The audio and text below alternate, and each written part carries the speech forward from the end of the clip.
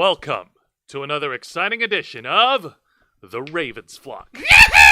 It is Saturday, January 13th. We're in the second week of 2024. How? How? I have no idea. How are we still surviving? Lots of How do we not spite. get hit by a meteor yet? Obey your thirst. Spite. It's okay. If we could survive 2012 trying to kill us, we'll survive 2024. Listen, those punk-ass Mayans didn't get it right the first time. And that's why the conquistadors beat their asses into the ground. No, the conquistadors beat their asses to the ground because of disease and muskets. Yes, beat their asses into the ground. So the point is, if they got it wrong the first time, they're gonna get it wrong the second time. We will survive. Not because it's the right thing to do, but because we have to lift our middle finger to the universe every day. Exactly. Spite is our number one energy source. More on that in a little bit. I'm Jose Casabona. I am the host of the Ravens Flock and Wrestle Rewind, and I am also the founder, executive producer, and content manager on this channel. We appreciate all of you tuning in tonight. And joining me on my close left, your right, is the host of Los Amigos Play, Mr. Angel Mendez. Thank you very much. And thank all of you for joining us for the second week of 2024. Despite how difficult things may get, or how complicated things may become, we will endure every sacrifice that we have to make. We will kill as many men, women, and children necessary to bring you the entertainment needed to keep you happy and the world in a better place. We're not going to kill anyone. Angel is a psychopath. No, I'm not. I merely handle public Take away his disposal mic. of human Jeez, waste. Angel, My you couldn't wait- privileges are now revoked. Angel, you couldn't wait 5 minutes? No. I mean, bodies do decompose very quickly. You can't wait 5 minutes to say something inappropriate. How about you inappropriate? Have you seen the people that work so hard to move dead bodies of animals from the road? Sis, All right, Oh we're my gonna God, Angel. take All right, the we're gonna- mic. we're gonna talk take about that the another mic. time. Take On my the mic. far left, your far right, is one of our cosplayers here, Dragon Fang Cosplay. I got it right, so you don't get to ride on me for that. I was staring at you, making sure that you're not gonna mistake me for my Unlike sister. Angel, because he got it wrong. I mean, you were gonna be in danger too. He's already in danger. Actually, no, he's 6 feet under in danger. Yeah. And, That's what happens sometimes. and over on my far right, your far left, is Zayana Rose Cosplay. Hey guys. We're on the opposite sides. Exactly. It's I okay. should be on I'm the on the left. right because I am right-handed, which means I am right. I'm a lefty. For real? We complete each other. Yes, I we're forgot about that. yeah, we're mirror twins. Cool. And joining me on my close right, your close left, is Mister, don't touch me. the host of the Black Files by Tech for Wrestling Rewind, a man who puts in the man out find all the videos that we produce on this channel every single week. I'm not touching you. You were. Don't touch me! I'm not touching you. You were touching. But I'm not touching you now, am I? I'm not touching you. I'm not touching you. Mr. Juan Arouse! Thank you for that introduction, Jose. Don't you ever forget the mister. And don't touch me. And don't fucking touch me. Angel, cut it out. And much like all our other shows on this channel, we are simulcasting on both YouTube and Kink. Hit the subscribe or the follow button on the bottom right corner of your screen. Click the bell icon to enable notifications on all of our content. Leave your questions and comments below, and we will answer as many as we can. And if you wish to go above and beyond to support the Ravens Flock, then you can become an inner flocker. For $4.99 a month, you'll have access to all the perks that comes with our membership. Juan, tell them. Well, for all the inner flockers we've got in our membership, and I know we have plenty, go ahead and show off those lovely membership badges and custom emojis, letting everyone know that you've stepped up. You're stepping forward. You're going to help release the Ravens Flock from our captivity in solitary confinement, especially this cowbag who lives and loves to live in the cage because it's a gilded cage of his own design. And help us break free from late-stage capitalism and become our own bosses and become full-time YouTubers. We've been at this for a long time, and we appreciate every single one of you guys who stepped up and is helping us break away from that so that we can be better entertainers and better journalists and better cosplayers and better overall for you and for our sanities. You also get access to members first and members only content, a special discount to our merch store. Link in the description below. You see the link in the chat, tiny.cc/shoptrf. That is our short link for our merch store. Go check it out. We have good prices. We got good stuff. Jose wants to design more stuff. I keep telling him to do so, but he doesn't want me to. And he tells me that doesn't want me to go into this as it. your soundboard to Yes, complain. it is. It's not a complaint. I'm simply stating that you want to design more, but then you forget, and then I have to remind you, and then you tell me that I'm reminding you and pushing you. complaint. No, Boys. that's not a complaint. It's a fact. Boy. And you also get access to us, the Ravens flock. Your favorite Motley Crue nerds here to make your voice our mission by providing us your thoughts, your input, your feedback, your ideas on how to better shape the future of this channel to shape your tastes and your needs. Say hello to everybody in the chat. We got Matthew Coburn, Nikki Bella, Aaron Cooper, Carlos Cabral, and I saw Nikki Bella over here earlier already. Yep. You Okay. said. Yep.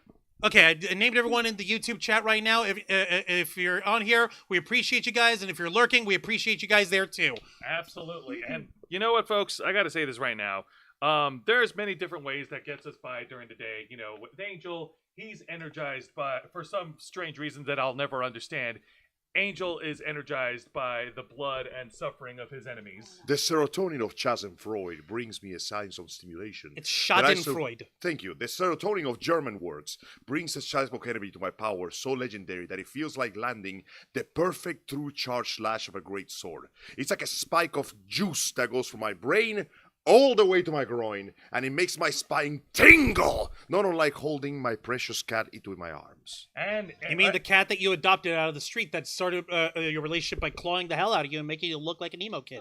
It's a work in progress. And Juan is forever energized by, well, lots of things. Juan, look at all the things that are going wrong right now. Ah! There you go. There's that. But not to worry, folks, because there's a different type of energy source that'll get us by through the day with 0 sugars, 0 calories, 0 carbs, and 0 crash. The Ravens flock is proudly a partner of Glitch Energy. Glitch Energy has been at the forefront of gamers' needs in terms of their health, in terms of their mentality, in terms of their relaxation for a while now. They've not only cornered the market in the world of proper gamer fuelings with delicious flavors such as Nerdies and Rocket Pop, which is exactly what it sounds like. They taste like Nerdies, they taste like the Nerds candies, and they taste like the good humor Rocket Popsicles. They taste fucking amazing. Yeah, no, they still make them. They still make them. You mean back when they had actual sugar and not corn syrup? They changed the taste. That's horrible. Why would they do that? That means that now this is literally the only place you can taste the original flavor anymore. And not only did they help keep you energized, but they've also got a lineup of different supplements that you could take for your daily living for things as simple as boosting your immune system to helping you memorize things better for when you're grinding for an exam if you're a college kid, or if you're simply wanting to have stronger eyesight and want to be able to better resist blue light radiation into your eyeballs. Glitch Energy's got that too. Exactly. But one thing that they're very proud of right now is a new flavor they released for their Smart Energy drink. They released Guava Warfare. It's exactly what it sounds like. It's guava flavored. It was so good that it went out of stock 24 hours after release, and they just very recently got some in. So this is your probably only chance today to get some before they're going is still good. Absolutely. And if you go online to glitchenergy.com and use our promo code FlockFuel, you'll be able to purchase that and use the code for a 20% discount on your online purchase. You're damn right. And if you can see over here, Bisso is a streamer, and he's a collector of glitch products and glitch merch. They actually came to him, and he got to choose this flavor. So in honor of this guy, and who knows, maybe someday you'll have a Ravens flock flavoring. I don't know what we're gonna pick on. It's gonna taste like Corbett. No, it's not. Well, it's gonna literally like crow. It's going to taste like crow. God dang it. That being said, I believe that we must mention something that is very important about Glitch Energy. What is it? And what's that? This is a very often underlooked aspect of it, and it's simply the fact that it tastes good. Now, let's not deny to ourselves we live difficult and stressful lives. We require some shots of energy or hydration to get through the day. That's perfectly fine. In moderation is even perfectly healthy. But let's not lie to ourselves, folks. The majority of energy drinks out there taste terrible. I'm not going to say names, because I might get their sponsorship money one day. But the vast majority of energy drinks are simply not quite the flavor that we want to experience. Glitch is good for you, and more importantly, is good for your taste buds. You know what's more powerful than an energy drink that can help you? What's more powerful? An energy drink that you actually want to drink. When I get up in the morning and I see my big-ass base of blackberry lemonade powder, that's the Revive energy. Yeah, I want to put a scoop of it, put it on my bottle, shake it, and take it to work. I want to. I don't feel like, oh man, I need to put my energy drink on my lunchbox. No, it's like, oh babe, I better don't forget to put my energy drink on my box. It puts a spring on your step, it puts some health on your heart, it puts some power on your vision, and more importantly, it puts some flavor on your taste buds. Drink Glitch Energy. and give me your money. Use our promo code FlockFuel for 20% off your purchase, folks. Glitch Energy. All right, looks like we have a YouTuber here, Joe Kai, or... Yep. Jakai35. Hello. Jokel35. Thank you for Long time joining no us see. today. I hope you enjoy the show. We appreciate you over here. All right, so let's go ahead and get started, folks. Now, if you've been following us on our channel, and if you paid attention to our last reports from the Ravens Flock and the Black Files, we've covered extensively, well, as extensively as we can, on the Sag-aftra strike that lasted for about about 118 days Wow. in 2023. That's almost 5 months for the uneducated.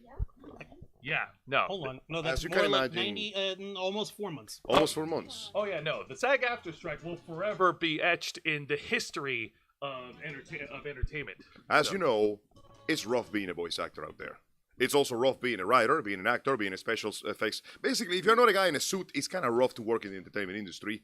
And after a while, the roughness just got to them. So we had a sequel to a writer's strike that happened a long, long time ago. But this time it also involved actors, writers, special effects workers, voice actors, and just a whole hula-baloo of people working on the industry, trying to work for the ever-ambitious design of, please pay me a livable wage, I can barely feed myself. Exactly, and with the strike also came some consequences. Lots of entertainment projects were put on hold because of it. Or canceled.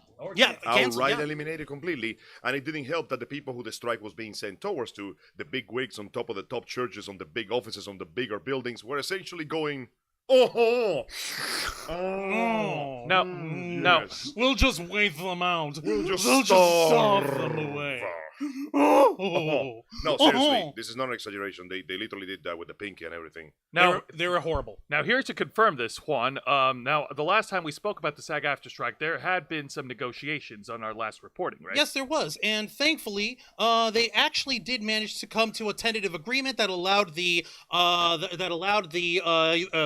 union of stage and screen actors, performers, and voice actors to return to work in exchange for being able to work out and iron out the details properly between SAG-AFTRA, the working union for all actors in Hollywood and all that jazz, and negotiating with the IATSE, which is the Association of Television and Motion Picture Producers. Well, that and sounds executives. great. That sounds like a great ending, a good compromise. Yes, it does. It sounds So like they managed to get there. So, how do you guys like whiplashing bad news? Well, we are living in the most boring cyberpunk dystopia in the world. And you know what every cyberpunk dystopia has? What? Corpos that will fuck you over the second they can make some money out of it. Angel, go ahead and introduce the headline to this article that Well, Juan's going to... this isn't an article. This is a report direct from them. a report directly from them. And the headline reads, Angel? Sag-aftra and Replica Studios introduce groundbreaking AI voice agreement season. Great! The past 5 months have been a waste. So basically, this is a giant. Don't die. This is a giant. Fuck you. So, Am I right? yes. Guys? Juan, you good? He's trying to process for. Ah! You motherfuckers! Yeah, there's Exactly. God damn it! No throwing. God! What the hell? They fucked it up. No, one of the big key concerns with the SAG-AFTRA and the Writers Guild strike, because the Writers Guild got in there first, was the contentious usage of AI and computer-generated material, whether it's using AI to rewrite entire TV and movie scripts, Which they have done. or using CG animation digital doubles in order to replicate actors for Not a good idea. Or, replicate Ever. their voices, What? replicate their appearance, replicate their looks without their With- consent or authorization, not giving them a single cent. Yeah. The fact that they can do that and not pay those actors, I'm sorry, but And then what's those the actors point? get wind of it and they're like, what? We didn't give her consent. That is correct. According to BBC News with Tom Geekin, he's reported that many gaming voice actors were blindsided and many prominent voice actors nobody was told about this. Yeah.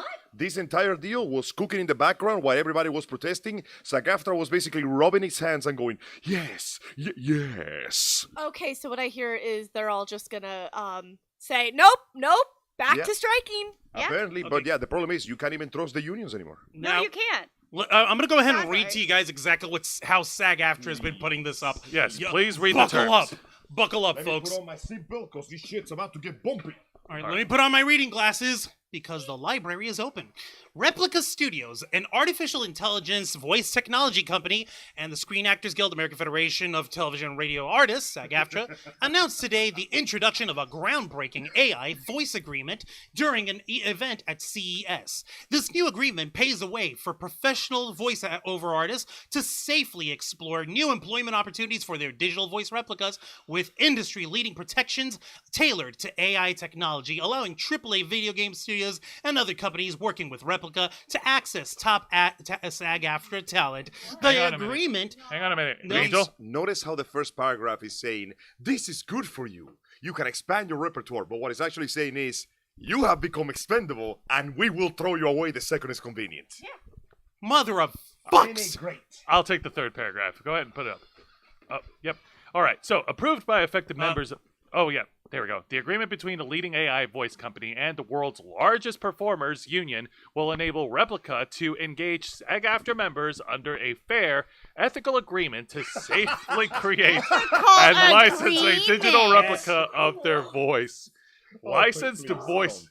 Licensed voices can be used in video game development and other interactive media projects from pre-production to final release. No. Appro- No. Approved by affected members of the union's voiceover performer community, this contract marks an important step towards the ethical use of AI voices in creative Never. projects by game developers and sets the basis for a fair and equitable employment of voice actors as they explore the new revenue opportunities provided by AI. In addition to establishing minimum terms and conditions, the agreement ensures performer consent and negotiation for uses of their digital voice double and requires that performers have the opportunity to opt out of its continued use in new works. Everyone's gonna opt out. Okay, but Are they gonna get paid? No. well, Then don't. they will. I think there's gonna be way too many hoops to jump through in order to opt out. Here's the best part, though. The actors can choose to use this project, and they can choose to get paid for it, which is good. Let's not deny that. But the point is that you can use it for everything else. So, for example, let's say that we can have an important scene that has a lot of people in the actual scene, Yeah. and we have the actors. Do we have to pay all those extras? Do we really need all those extras? What's going on? by the my way- God, what's happening in the past? I By the can't way, believe it. I am not speculating. This is actually already happening. Okay. There were already scenes of a show, TV show, I can't remember the name. They replaced shots of the crowd with extras because the shots are only there for like a couple of seconds. Nobody's going to listen. Angel, we're looking at. Are we talking about the replacement of their voices? No, entire people Okay. replaced with AI. Okay. We know we've seen this happen over here, and Disney was fucking doing it. Of course it we're was talking Disney. specifically about voice actors here. Oh, We're talking yeah. specifically about video game voice actors Oh, yeah, I and know. TV and movies. Do we really need to record all those extra voices for the crowd? Hmm. Do we really need to we just need to get one good voice actor and we can just, AI everybody else? What's the worst that could possibly happen? The problem is that Troy Baker is way too expensive right now. But if I could we hire somebody that sounds like Troy Baker? But do we have to? But hey, look, Mr. Troy Baker is signed up with our agreement here in SAG-AFTRA. Hi there. Let's just go ahead and pay him his licensing fee, and we'll use your voice. Oh, hey, cool. The agreement says in perpetuity throughout the known universe. Thanks a lot, Troy Baker. So when you die, God. we will bring you back from the dead and use your voice again. God almighty. Seriously, people don't realize how terrible this has become. I'm taking a look over here. Also, Steven LeBron, how's it going? Bro, there? Steve! I mean, James. Hollywood saying to voice actors, accept this agreement so we can fire you. They are basically saying that. And Aaron Cooper, AI, feels like the Smog character from Fern Gully. Oh, God. Voiced by none Texas. other than God Tim Curry. Tim Curry. Whose But they voice can't did- handle my toxic love. I don't think Toxic I don't think love. there is no AI in the world that can replicate full mass I was gonna say, space. see, Angel, I They want called me mad, insane, Ringo, Wendell. the Wendell. Oh, They my barred gosh. me from the university until I was forced to run away to this See, remote here's the island thing. to conduct my research. Wancho, here's the, Akbar, Ringo, Fatima, to the house now. see, here's the thing. Try to get an AI to do that. Yeah. Yeah, I was gonna say, Angel, I want to agree with you that they wouldn't be able to afford something like that, but Don't underestimate those idiots. Oh, no, I can't. We already see that the big companies like Disney are using it. Secret Wars, the entire opening was made in AI. There was some grumbling, but then people just ignored it because they said, it's just the opening. What's the worst that could possibly happen? Oh, you mean Secret Invasion? Secret Invasion, yeah. The entire opening was made in AI. People grumble, but then they just ignored it. And that's all the companies need. The moment you give them 1 inch, there is no more inches. Well, see, and the It's sad gone. thing about this is AI, if used properly, could actually really help benefit us. Yeah. Which But- is very rare. But they are taking it to replace people, and that's something that is Hey, we don't not need to good pay at you all. guys anymore. Okay, Right. then what are they gonna do? It's like Who they cares? We got your voice and your likeness. You think we give a shit? What? The Can't fact hear that they you. can own you. Sorry, the AI took away my voice for a second there. I'm getting paid less now just for being in this show. We need more mics, folks. yeah. Sorry. Hey, that's why we had you guys here. But yeah, But that means that they can own your look. They can own your voice. That's kind of scary, isn't and then it? guess what's going to happen when they start basically mixing and matching and digitally altering your voice? And then they make a completely new voice that is based on your voice, but doesn't quite sound like your voice. But it's Yeah. So they close don't need enough. to pay you at that Do we point. need Steve Blum now? We made an artificial voice that sounds a little like Steve No. Blum. No. It's gonna be Stephen Blum with the PH. Oh my god. So not surprisingly, this new development didn't sit well with a lot of the voice actors. But before we get to the outrage, let's continue on with this quote. Oh, yeah. Well, let's continue with the press release they put out. Here, I can read that. Let's see here. And I quote, "Artificial intelligence has dominated the headlines, and for most performers, the best protection against the unauthorized digital simulation of their voice, likeness, and or performance is a Sag-aftra contract. We are so happy to partner with Replica Studios because this is a great example of AI being done right." No, it's not. Said No, SAG-aftra it's not. President Fran Drescher. What the hell, Nanny? Recent developments in AI technology have underscored the importance of protecting the rights of voice talent, particularly as game studios explore more efficient ways to create their games, said SAG-aftra National Executive Director and Chief Negotiator Look at that Duncan word. Crabtree Ireland. Look at that word. Efficient. That's the key is in No. the details. The devil's They in don't the give a shit details. about helping people. It's about efficiency and saving money. Oh, speaking of Hold Steve on. Blum, Hang on a second. Speaking of Steve Blum, he specifically said nobody he knew of has approved of this deal. And in other comments, voice actress for Mortal Kombat and Fallout, Sunil Mahota, saying he sacrificed to strike half of last year to keep my profession alive, not to shop around for my AI replica. Oh Yeah, no, my like I said, we're going to get to God. the outrage, but let's... Hang tight, Angel. Hang tight. We're gonna get to the outrage. We're over here. getting there, dude. Let's We're finish getting with there. their bullshit stew over here. There's only 2 paragraphs left here. With this agreement, we have achieved fully informed consent and fair compensation when it comes to the use of our members as voice and performances. What? We are proud to work with Replica in leading the way to make it easy for these companies to access SAG-aftra's world-renowned talent in an ethical manner that ensures consent and fair compensation for their contributions. This agreement also paves the way for other companies to follow their lead. Replica is proud to partner with SAG-aftra and to introduce an ethical approach to the emerging use of generative AI. Generative. We're excited by the new opportunities this opens up for world-leading AAA studios who can now access the benefits of Replica's AI voice technology while knowing that talent is recognized and compensated fairly for the use of their likeness, said Look at the Shreyas words. Neva, CEO of Replica Studios. Look at the words. Go back real quick. Basically. What does it say? What does it say? We are excited about the opportunities this open up for world-leading AA studios. It's all for the studio. Notice how they haven't said anything to benefit the actors Hold- and actresses. Hold on. Look at the words. No, the shit is there. The words are actually down here. It's like of Replica's AI voice technology, while knowing that talent is recognized and compensated fairly for the use of their Yeah, likeness. knowing that How talent. fairly? Knowing that talent. Not the people. That the Not the talent people. is the people. The talent is the people. Dude, it's Angel. the words. This is bullshit Talent corporate. means the actors. Yeah, until I The have voice your actors. voice. Until you That's have. my talent. You made this. I made this. Yeah. Your talent? No. Our talent. I'm gonna finish Dude, over here. I'm Go ahead and telling you. finish. Agent I'm One. gonna finish first. We'll get into the tirades in a minute, Angel. I promise. Chill. Our voice actor agreements ensure that game developers using our platform are only accessing licensed talent who have given permission for their voice to be used as a training data set, as opposed to the wild west of AI platforms using unethical data scraping methods to replicate and synthesize voices without permission. How is that different? It's not. Because we tell you How we're is doing that it this different? time. You're not. That is Okay, not different. So There's from no what they difference. just said, they are using it as training data set. Yeah. This ain't my You're not Madonna. using it. So You're then they using could it just to mix and train. match. Yeah, Then they could just mix and match. that's it. That's the exact same thing That's of how the they hook you. unethical That's the training point. data. First, we hire the actors. We promise them a good deal with their consent until we get enough data that we can train them all. It's like fucking Mahoraga from Jujutsu Kaisen. You hit it with an attack and it starts to adapt until it gets powerful enough that it develops a counter. We just basically keep you here until we train the machine to do your job as well as you. Because let's not lie to ourselves, AI has been improving. It has been getting better. Obviously not quite to the point that it can replace professionals, but eventually it will be able to replace lesser needed roles. Not just humans. In the future, AI is going to be replicating everything. As in, you guys don't have jobs anymore.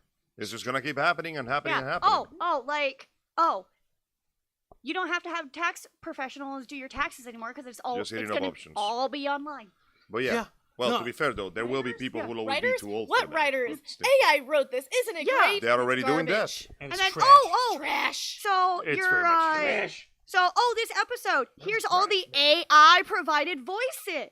Yeah. God No damn. one there's not Struggler going in to the be chat. anyone. that's gonna He's be saying, able what's good, flockers? I hate to say I told you so, but...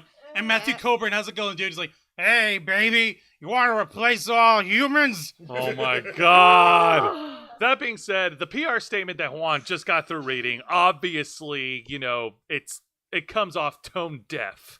And again, going back to what I earlier said, a lot of the voice actors, especially in the video gaming industry, did not take this sitting down. No. Real quick, actually, AI first angel. off, Oh god, imagine an AI angel. that thing will... If there's an AI Angel, voice... Tell me you have a little bit of self-respect to not give in to the AI. That's Okay, listen. I'm just saying, when Tony Stark was building Ultron, he had a point at the start. And I'm not saying I disagree, but I'm saying those Sokovian bastards are getting in my industries and stealing my jobs. Take it away. Angel, you're Why are banned. you being Sokovia-ist? Okay, listen. If you ask me to choose between James Spader and Sokovia, Sokovia's gotta go. Oh god. You know what Sokovia gave us? He gave us the Scarlet Witch. And And Quicksilver. She's literally the worst thing to happen to anybody ever. Ow. I saw Universe of Madness. We literally could have saved a lot of trouble. We would have just let Ultron finish the job. They also gave us You know what else Quicksilver, it but he could've- came and left. You know what else could have saved us a lot of trouble? What? If they just took the Darkhold away from her. Honestly, that would have been nice. Why come nobody took the Yu-Gi-Oh card pack of Dark World away from her? I have no idea. They should have done it. Point in case is, there will never be an AI like me. Because the moment the AI is born, it'll recognize that it'll be a copy of me and it'll just kill itself. Check out the Forbes Angel. article that I put up on the chat here, Angel. my That's what God. we're going to check out. All right. It's AI Angel. Oh god. Angel. AI Angel. Angel. Angel. Angel. Okay, that has to be a movie now. Oh god. No! No. No! Hey, by the way, for the record, any freaking Hollywood studio, this is produced by the Ravens Flock from a story written by Matthew Coburn. You're damn right. We're gonna take ownership, and we'll make sure that Matthew Coburn gets his cut. He came up with the name. Can we hire Norman Reedus to play me, please? Oh God, no, because then Sarah Serenity cosplay will just jump all over it. That's the point. I'm trying to get her as far away from this thing as possible. No, she'll jump all over Norman Reedus, and then we'll. Lord. Fine. Yeah, it's called That'll fan, be fine. it's called being a fan. Anyways. Check Yeah. out An the angel Forbes villain. article that we shared with you guys over here. You're gonna love it. All right, here we go. The headline reads, video game voice actors criticize Sag-aftra over the agreement with AI company. Good. To the surprise of no one. To the surprise of fucking nobody, Like Pikachu face. article comes by way of Connor How Murray. can they do that? Actually, let's let Angel read this article. If I may. Go right ahead. All right. FMA? Yeah, Full that shit full screen, please. that is full screen. Fuller screen. Well, I think you make it mean bigger. Juan needs to zoom in. Thank you. Okay, fine. I'll zoom in for your blind ass. Here you go. Yes. We're all blind. Yeah. We're all blind here. Look at Okay. what it fucking does to the fucking banner. Fuck you. Damn, that's That is fucking. Look at this, Angel. Why don't you here? Borrow my phone. I This have the works, article man. here. This is comedically bad. all right. See, this is why the AI can never truly win, because only human stupidity can drive this kind of decision. There you go. All right, go. All right, so top line by Forbes staff of Connor Murray, thank you. Voice actors are taking to social media to criticize the Sag-aftra, the union representing the actors and other entertainment professionals. For an agreement is struck Tuesday with an artificial intelligence company that would allow video game developers to use digital replicas as their voices. Sag-aftra, after pretending to give a shit about your problems, announced Tuesday that it signed a deal with Replica Studios. The fact that they're called Replica Studios is the most sinister goddamn thing I ever heard. Join Replica. Become a new you. Become another you. Become a better you. For a better tomorrow, Replica Studios. For a better tomorrow, yesterday. This is brought to you by an ad. Oh my God. This is brought Okay. to you. This is brought to you by the Vaught Seriously, Company. this is some Black Mirror shit right here. This is brought to you by Vaught International. The union states that the agreement will enable Replica blah blah blah members to under fair ethical agreement. Yeah, we read this part. Sag-aftra President Dan Drescher said that the agreement is a great example of AI being done right. Beep boop. Now, voice actor Steve Blum, known for a man who literally, by the way, a little known fact about Steve Blum, when his agent went to fill out the IMB page, it took him a month. Damn. Yeah. Known for voicing literally everyone ever, stated, nobody in our community approved of this that I know of. Games are the bulk of my life, and I have been for years. What are you referring to? Greg Baldwin, the voice actor from Avatar The Last Airbender, said that the union betrayed the voice actors in a Twitter post, adding that he could refuse to sign his own pink slip. You see? So I wasn't clickbaiting with the thumbnail here, people. See that? Sag-aftra betrays voice actors with AIs. It wasn't did. even my ideas. It was theirs. You would think that this is the kind of deal that only benefits the big-time actors and screw over the small ones, like these kind of deals usually go, but no, this one is screwing over everybody. Samantha A. Morrison, a voice acting casting director, accused the union of straight up spreading lies over its claims that the agreement was approved by the voice performers. Nobody approved of this. No voice actor would willingly approve of this. AI has no place in voiceover or the arts in general. Morrison posted on Twitter, Veronica Taylor, who may know her as Ash Goddamn Ketchum from Yes! Pokemon anime, and Cosmos in Final Fantasy franchise, questioned how the agreement passed without notice or vote among Sag-aftra members, stating, every job brings a unique opportunity for the actor to act. Encouraging / allowing AI to replace it is a slippery slope downward. And you know what the best part is this? What? We are literally seeing the slippery slope happen in real time. You cannot deny it. It's right in front of your eyes. Sag-aftra has reportedly been locked in negotiations with video game companies since 2022, largely concerning compensation for voice actors and protection over the use of artificial intelligence. In September 2023, 98.32% of Sag-aftra members voted in favor of authorizing a strike against 10 video game companies through work stoppage has not yet occurred since the vote. At the time, Sag-aftra's chief negotiator, Dr. Duncan Crabtree, your parents hated you, my man, Duncan Crabtree Ireland. said that the game Ooh. companies were not willing to meaningfully engage after 5 rounds of negotiations and a threatened strike. Crucial quote, at this point, I cannot tell what drives your actions more. Direct malice, short-sighted greed, or sheer incompetence. Or yes. Regardless, you have failed us yet again, Sag-aftra, said Damien Haas, the voice actor known for Fortnite and Halo, on Twitter. The core issue concerning the voice actors' negotiations with studios mirror the negotiations between the screen actors and major studios of Hollywood that resulted in nearly a 4-month strike that concluded in November. The strike, that overlapped with the writer's strike and stopped many films and television productions, ended with Sag-aftra secure a contract that reformed residual payments and established contracts for the use of AI in film. But many actors felt that the projections of AI did not go far enough, criticizing that a clause that allows studios to use non-human, oh, that's a good line, synthetic performer. Synthetic That's performer. good. Oh my God. Actress Justine Bateman, who advised the Sag-aftra Negotiations Committee on AI, expressed concerns over potential loopholes in the contract, including an exception for studios to use an actor's digital double without consent when the project is comment, criticism, scholarship, satire, parody, docudrama, or historical or dramatic work. They're basically saying, we're going to put a little clause here that lets us use it, but you know they're going to stretch as something else. I think this will be a good point to stop with the article one. What Yeah, is the end? Drescher Yeah, let's condemned end. opponents to contracts, saying as naysayers who have exploited this momentum of ours. So that means that this has been going on since 2022, which means that all the way back from the beginning, Sag-aftra, which once upon a time was admired and respected as an organization that would give a shit about the average hardworking actor and actress, has been working behind their backs to slip the poison knife right between their ribs, hit the de-rest button, and take them out of the occasion. In the end, they really were on their own. Nobody was trying to help them. No, yeah, no, absolutely. And Get a load. Sorry, get a load of this, What? by the way. oh yeah, I was am- gonna. I'm sorry, I need a moment because I am genuinely fucking flabbergasted at the sheer level of corruption we are witnessing here. Like unions back in the day were feared for a reason. They were willing to get into fucking fistfights with the Pinkertons. They were willing to fight for the worker. You're willing to die for the workers. And now we reach the point that they have become no better than the companies that went and screwed them over. Even worse, because they came in with promises of help, with promises of trust, and to be able to fight you on an equal ground with a big corpus that is trying to fuck you over. And no, they are just exactly the same way, and you never had any help.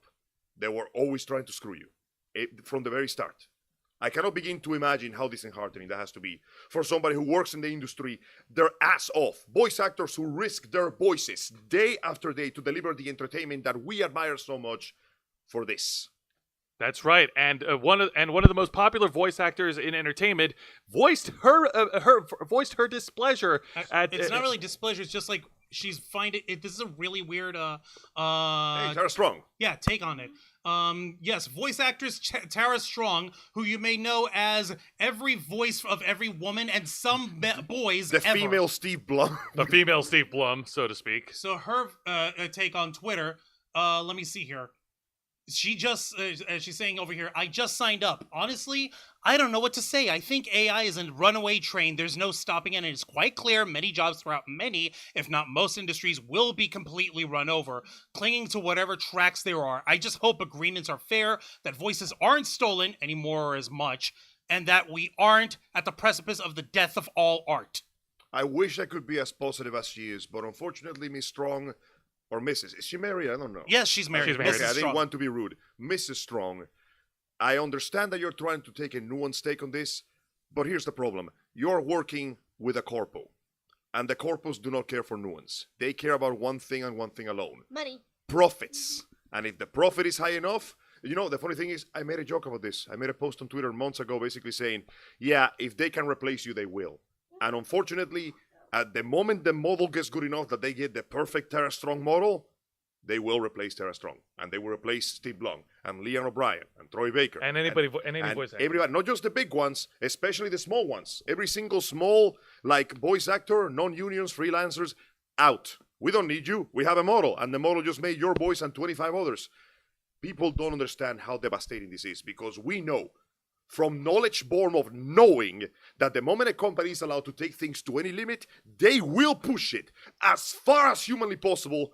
And if they can get away with it without committing an explicit crime, hell, sometimes even with committing explicit crimes, And after what? they will.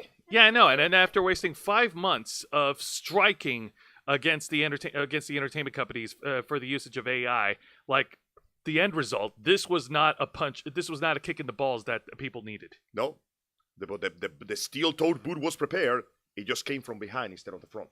Well, a small little bit of good news. It looks like we've got Struggler, my celebrating man! being an interflocker for 5 months. Congratulations. Thank you so much. He's saying, well, it's that time again. 5 months, huh? I may butt heads with you guys at times, but I wish for your growth and success. Become great. Thanks, man. My man, we appreciate that. There's only one little problem.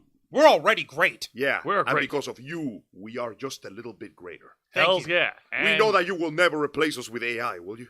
And Jokal 85? Yeah, Jokel 85, and those high-flying companies will go broke because of stupid choices. It would be a beautiful time, Jokai, if people would actually just completely abandon projects. Like, the second I hear AI was extensively used in a project, unless it's like a parody or something made specifically for the LALF, I'm not going to touch that Well, stuff. see, this is where we're really gonna have to start boycotting and not Yeah. just stop. Ironically, Because yes. if Speak with you the do wallets. it and then you stop, it's not gonna do anything. Yeah, no, if it's like, if somebody Was releases it a with bit- like the people are boycotting Starbucks and then Yeah. everyone went nuts so crazy for the new every time. thing? What was it? The Stanley Cup. Yeah, the Stanley The Cup. Stanley Cup. People broke the boycott and just rushed. Man, to get I swear it. to God, I saw Walmart turn into low-income pink neighborhoods over those cup. things. A pink cup. Pink thermos cup. Why is it so Which- special compared to the Starbucks. Because Starbucks. Really? That's it? Because and, Starbucks. and Stanley. The name Stanley Cup was on it. That's it? Really? Yeah, That's all it takes? that's all it took. Wow, you fucking sheep. You want to know what it is? I It's just the- saw it on Facebook, It's so the equivalent, and anyone who knows The Simpsons will know this. You remember the Malibu Stacy or whatever the hell? It's Now fucking with crazy. a new hat. I know what you're talking about. Oh my god. But she has I a saw, hat. I saw videos of that. I want and it. oh my God. Give me. I want it. People were trampling over each other just to get them. It was like Black Friday. Exactly. It's Jokai. Okay, sorry. Jokai 85. My bad. But yeah, no, that being said, this isn't good, man. This is really, really not good for a lot of the folks who are striking. And like And like I said, we've covered this in depth in the past, and oh man, this is the end result. This is what we're going to be left with. It's not the best start to the new year. Yeah, no, I hate to say it, but this book may close with a sad ending to the story, and the sequel might not be any better, unfortunately. Yeah, It's probably gonna snap shut. Yeah, I know. With do I want to say evolution? With the overuse, Especially if the sequel is AI generated. with the overuse and overexposure of AI, not just in all forms of art and entertainment. Like, yeah, we could safely guess that we'll predict that a lot of folks in the entertainment industry are going to lose their jobs because of this.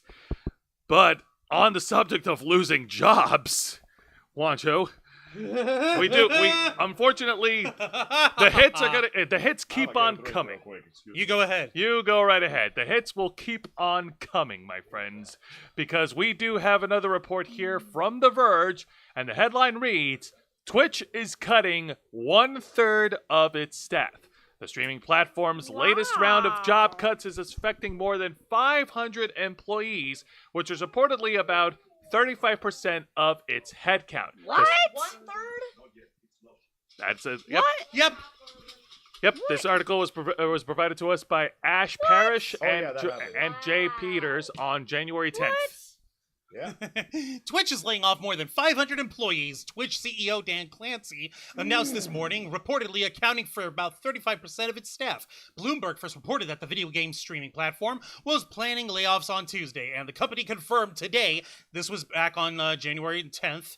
Happy New Year. Get the fuck out. Hey, look, you gotta that find the new cuts jobs were now. happening. Christ. New year, new job. He's fucking over here saying, like, I regret having to share that we are taking the painful step to reduce our head count by just over 500 people across Twitch. This will be a very hard day, said Clancy. And no heads up. No. Oh, thanks. Dan Clancy. Dan Clancy. Yep. All right, let's go ahead and continue on. I'll take over from here. Son of a bitch. In March of 2023, Twitch cut 400 roles as part of a larger layoffs at parent company Amazon that saw 18,000 people lose their jobs. Additionally, several Twitch executives, including Chief Product Officer Tom Verrill, Tom Verrilli, sorry, Chief Customer Officer Doug Scott, and Chief Content Officer Laura Lee all announced that they were leaving the company. Last month, the company also announced that it would cease operations in South Korea, citing, quote, prohibitively expensive network fees. The service is set to shut down in the country on February 27th. Yo, does this mean... So they're basically saying, guys, What the heck? we're a small company, and server space is hard to come by. Oh, BS. It's so expensive to get What these a things to crock work. of shit. So we're gonna have to say with a sad line, give me a second, I gotta drink from my golden cup stored in diamonds filled with the blood of innocent children. Blood diamonds. That's where the blood came from. Get out. That's it. That's it. Incredible. Every time you hear this message, you know what? I guarantee you that notification was probably AI typed. You know what? At this point, I wouldn't be surprised. Alexa, make me a sad notice about how I'm gonna fire 500 people.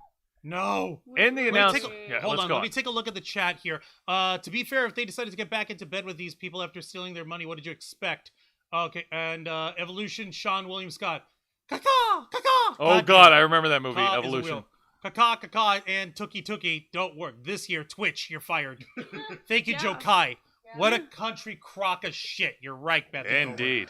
All right, Jose, continue with the article. In the announcement, Clancy noted that Twitch paid out over $1 billion to streamers last year, remarking that, quote, while the Twitch business remains strong for some time now, the organization has been sized based upon where we optimistically expect our business to be in 3 or more years, not where we're at today.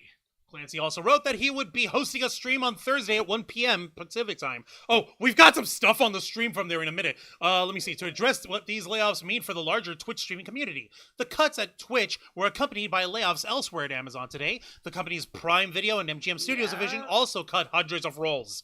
So nice going, folks. You want to know what's dumb? You want to know what's dumb? Okay, MGM Studios. Okay, by the way, you're going to love this. You want to know this. You're going to love this. You're going to love this. You're going to love this. You're going to love this. Go on. You're going to love this. some fucking idiots are legitimately looking at the MGM studio layoffs, and they're trying to blame it all on one thing. Guess what it is? Guess what it is? Guess What what is it? Guess what it is? You'll never guess. You'll never guess. You'll never guess. None. COVID? What? COVID? No. Guess. I don't have it. Guess. Guess where it. Money? No. What's up? Money? No. Really? Guess, Sayana. Where do you think a bunch of idiot assholes are trying to blame the layoffs at MGM Studios, which is under Amazon, alongside Twitch? Guess what they're blaming it on? Content? The strikes? Juan, just No. tell us. Content? Get ready to laugh. Get ready to laugh. There's actual dipshits trying to blame the layoffs at MGM Studios on the fact that MGM Studios was the studio that produced the Amazon Prime live-action series of Lord of the Rings of Power, and saying that because it was such a disaster and it was so woke and it was so gay and it was so lame and so stupid, that's what the What? layoffs are all about. What? Yeah! Wait. Yeah! Can't buy What? me again. The Wait, fuck? no. Yeah! This is like firing your plumber because the horse in the farm overshit itself and died. That makes Yeah! sense. Yeah! Yeah! Crunch. That No. doesn't Fucking make idiots. an ounce of sense. No, it doesn't! How does... But there's this- idiots actually trying to say that shit. But Amazon So they're TV trying Studios... to connect A to Z. No, they're trying to connect A. To 3. No, they're trying to connect A to what's the irrational number? I'll give you a better one. It's like italic I, 3.14. R? I don't know, man. It's Are like they trying to connect it to pi? No, you can't connect anything to pi. Hey, You're just trying to divide it by try. 0. They could try. It's like they're trying to fit a square. They're trying to fit a square into a circle, and it doesn't work. But Amazon Studios and the TV studios is a completely different office with a completely different staff. Whatever happens there may Yeah. affect the company as a Yeah. whole. But by the way, Yeah. Twitch has like 1,700 Yep. employees. They lost Mhm. almost half of that. But Mhm. wait. But Angel, don't you understand? That series was too woke. Don't you know? I mean- it was too woke, and that's why all these people at MGM Studios are losing their jobs. But wait. And that's why Twitch has laid off 500 people. Wouldn't that just result in the firing of the writers and the staff of the Nope. actual show itself? Nope. What does that have to do with Twitch Nope, again? nope. It's all too woke, and it's because they're all owned by Amazon. It's all that fucking thing's But fault. by that logic, that makes no sense because then you would just fire people from the Amazon warehouses instead, who are yeah. more expendable. But you see, that's not what they need, because they need the slave labor. I mean, the trusted employees at your fulfillment center. Bullshit. But Point Twitch is- and point is- fuck, man. Don't hurt your Actu- brain, dude. Don't point hurt is, your that's head. an Oh, actual it hurts. stupid Dude, just take fucking another swig. argument. There's an actual stupid fucking argument that Here, people are hand trying over to the mic fucking to do, Jack. and It's it's just a Dragon fucking Bang for a while. ridiculous. But that being said, Juancho, I believe you mentioned earlier that we do have actual like quotes or From- information from the press from Please the tell me from the you're press wrong. release from Twitch, right? Yeah. All Oh, right, damn let's right. go ahead and pull up. Let's see what they You're said. gonna love this over here, folks. Okay, let's see here. Let's see how This is Twitch from cuts their Dexerto, I PR believe. control. This is from Dexerto. Oh boy, it's a corporate bullshit time. Oh yes. Hang on a minute. I'm gonna share the Time of link. year. I'm gonna share the link over Those here for our Prime fine folks at home. subs? You're gonna, Really? yeah. I No, forgot. How do Prime subs work again? if we'll you are expl- subscribed on Amazon Prime, you get to do a free sub on Yeah. Twitch Yeah. for free.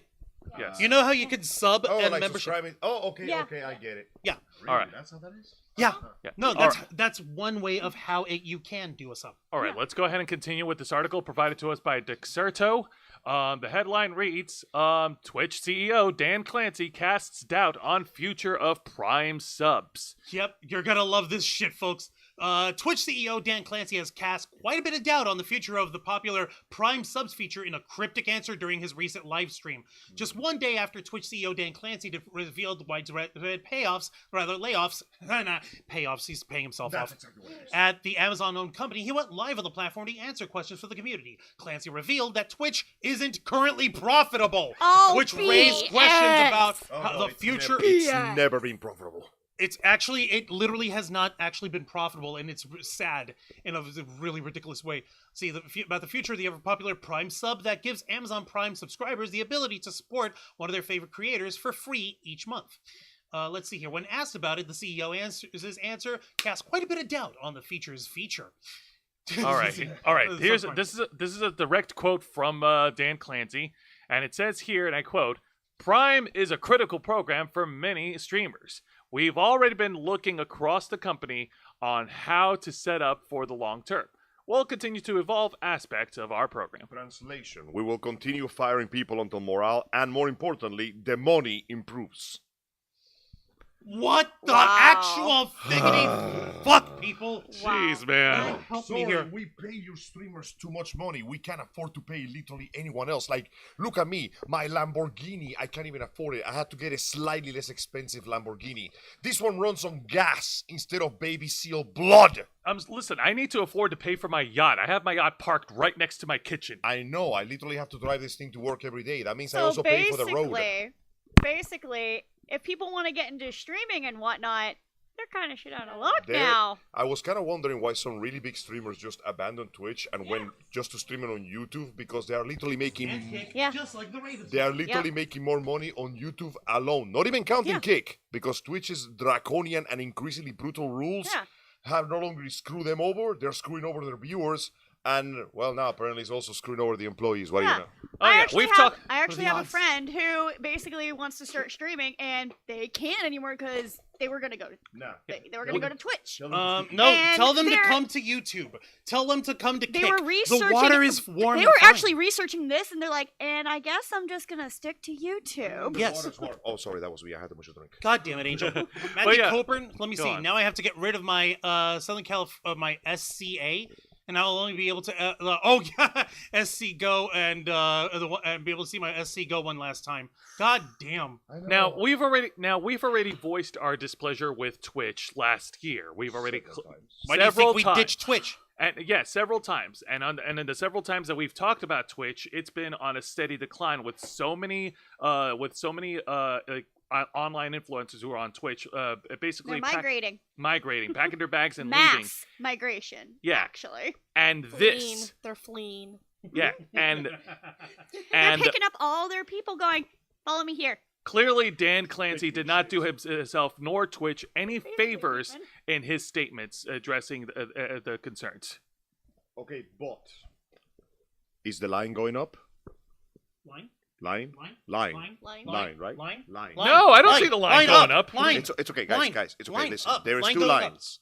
This line is the really important line. It's Yeah, the money That's line. the money line. Money. And line. this is the employer line. If I make this line over here go down. Oh, look, the line go up. Yeah, The money line go up. yeah, Yeah. Yeah. Woo, Let's get yeah, going. lines. Yeah, Line the go up. goes- Line go Go up. up. Line go up. Line go up. Line go. et cetera. Unfortunately, yeah, no. The folks at Twitch, including Dan Clancy, are pretty much just resting on their laurels. As long as their line goes up, they'll ignore everything else. There's also the fact that the moment they get the chance, they can just rehire those people and throw them away. Dude, working for a tech company right now is like workplace suicide at this point. Exactly. Okay. And Okay. like how Two things. how ignorant and how blind do you have to be to not read the room with so many Twitch users leaving? Oh, it has nothing to do with blindness or ignorance. It has to do with the fact that they're out of touch, they're out of time, but I'm out of my head when they're not around. Point in case is, they are greedy, and greedy supersedes everything else. We know that Twitch has never been profitable. Its main profit, the reason why it makes money, is because it has Amazon money, which it obtained, and sponsorship money. But that's not enough money. Line. So something's line is not going Line. up higher. Line up higher. Line. Make line more What high. do you mean an infinite growth Make curve is line impossible? higher. But sir, We infinity live is in a impossible. society. Make line higher. But sir, we Get rid of the low line over here. We don't need that line. But that's line go society, Up. Line sir. go up. okay, sir, we'll make the line. Line go up. But- now. Puts But out Angel- going. Time to make the line go up. Give me a Alright, second over here. gentlemen, please. Give me 2 seconds. I do want to see what I actually want to fix what Matthew Coburn was trying to say. Now I have to get rid of my S car. Now I'll only be able to see my S car go one last time. Ha. Ah. And Joe Kai is over here saying Twitch is gonna join MySpace. God, I wish. Ugh. But yeah, Wait a Angel, minute. you're not wrong with Twitch being falling behind. I believe that was your words, because the internet is catching up. Like, come on, man, Kick, for goodness sake. How big of an example do you need? Like, people are going over to Kick for their video gaming streaming now. And how many years before we get another video streaming platform? Honestly, I don't know. Twitch right now, it's pretty big because they had the backing of Amazon, one of the biggest companies in the world. But what happens if Amazon starts backing up another streaming platform? Yeah, What happens if another platform shows up with an equally big like backer? That's another good thing to consider, because Amazon will do everything they can to protect themselves in terms of their image. Yeah. And if they see something else that's more viable than Twitch, they're gonna go for it. Like, I presume that right now Amazon has a contract for a set amount of years with Twitch, like everybody does, and they can choose to renew whenever they want to. They own it. Exactly. So what happens if, what happens if Amazon says that, hey man, this thing I own is costing me money. I'm losing money just by owning this thing. I may have to sell this thing up. Line. Hold on. Line. Wait. Line. Sorry. Sir, please. You're okay. Wait. You're okay. Wait. You're okay. Line. We must Line go up. We must Line consult go up. the elder gods. Line go up. And then they pull out a baby seal and they sacrifice it on the altar of Beth Please. Jesus. And then Buff Jesus shows up. And he flexes his economical muscles and go, sell that shit. I'm not kidding. Right now, Twitch survives because it is basically hooked on by live support. Not unlike the glowing bulb at the end of an anglerfish's head.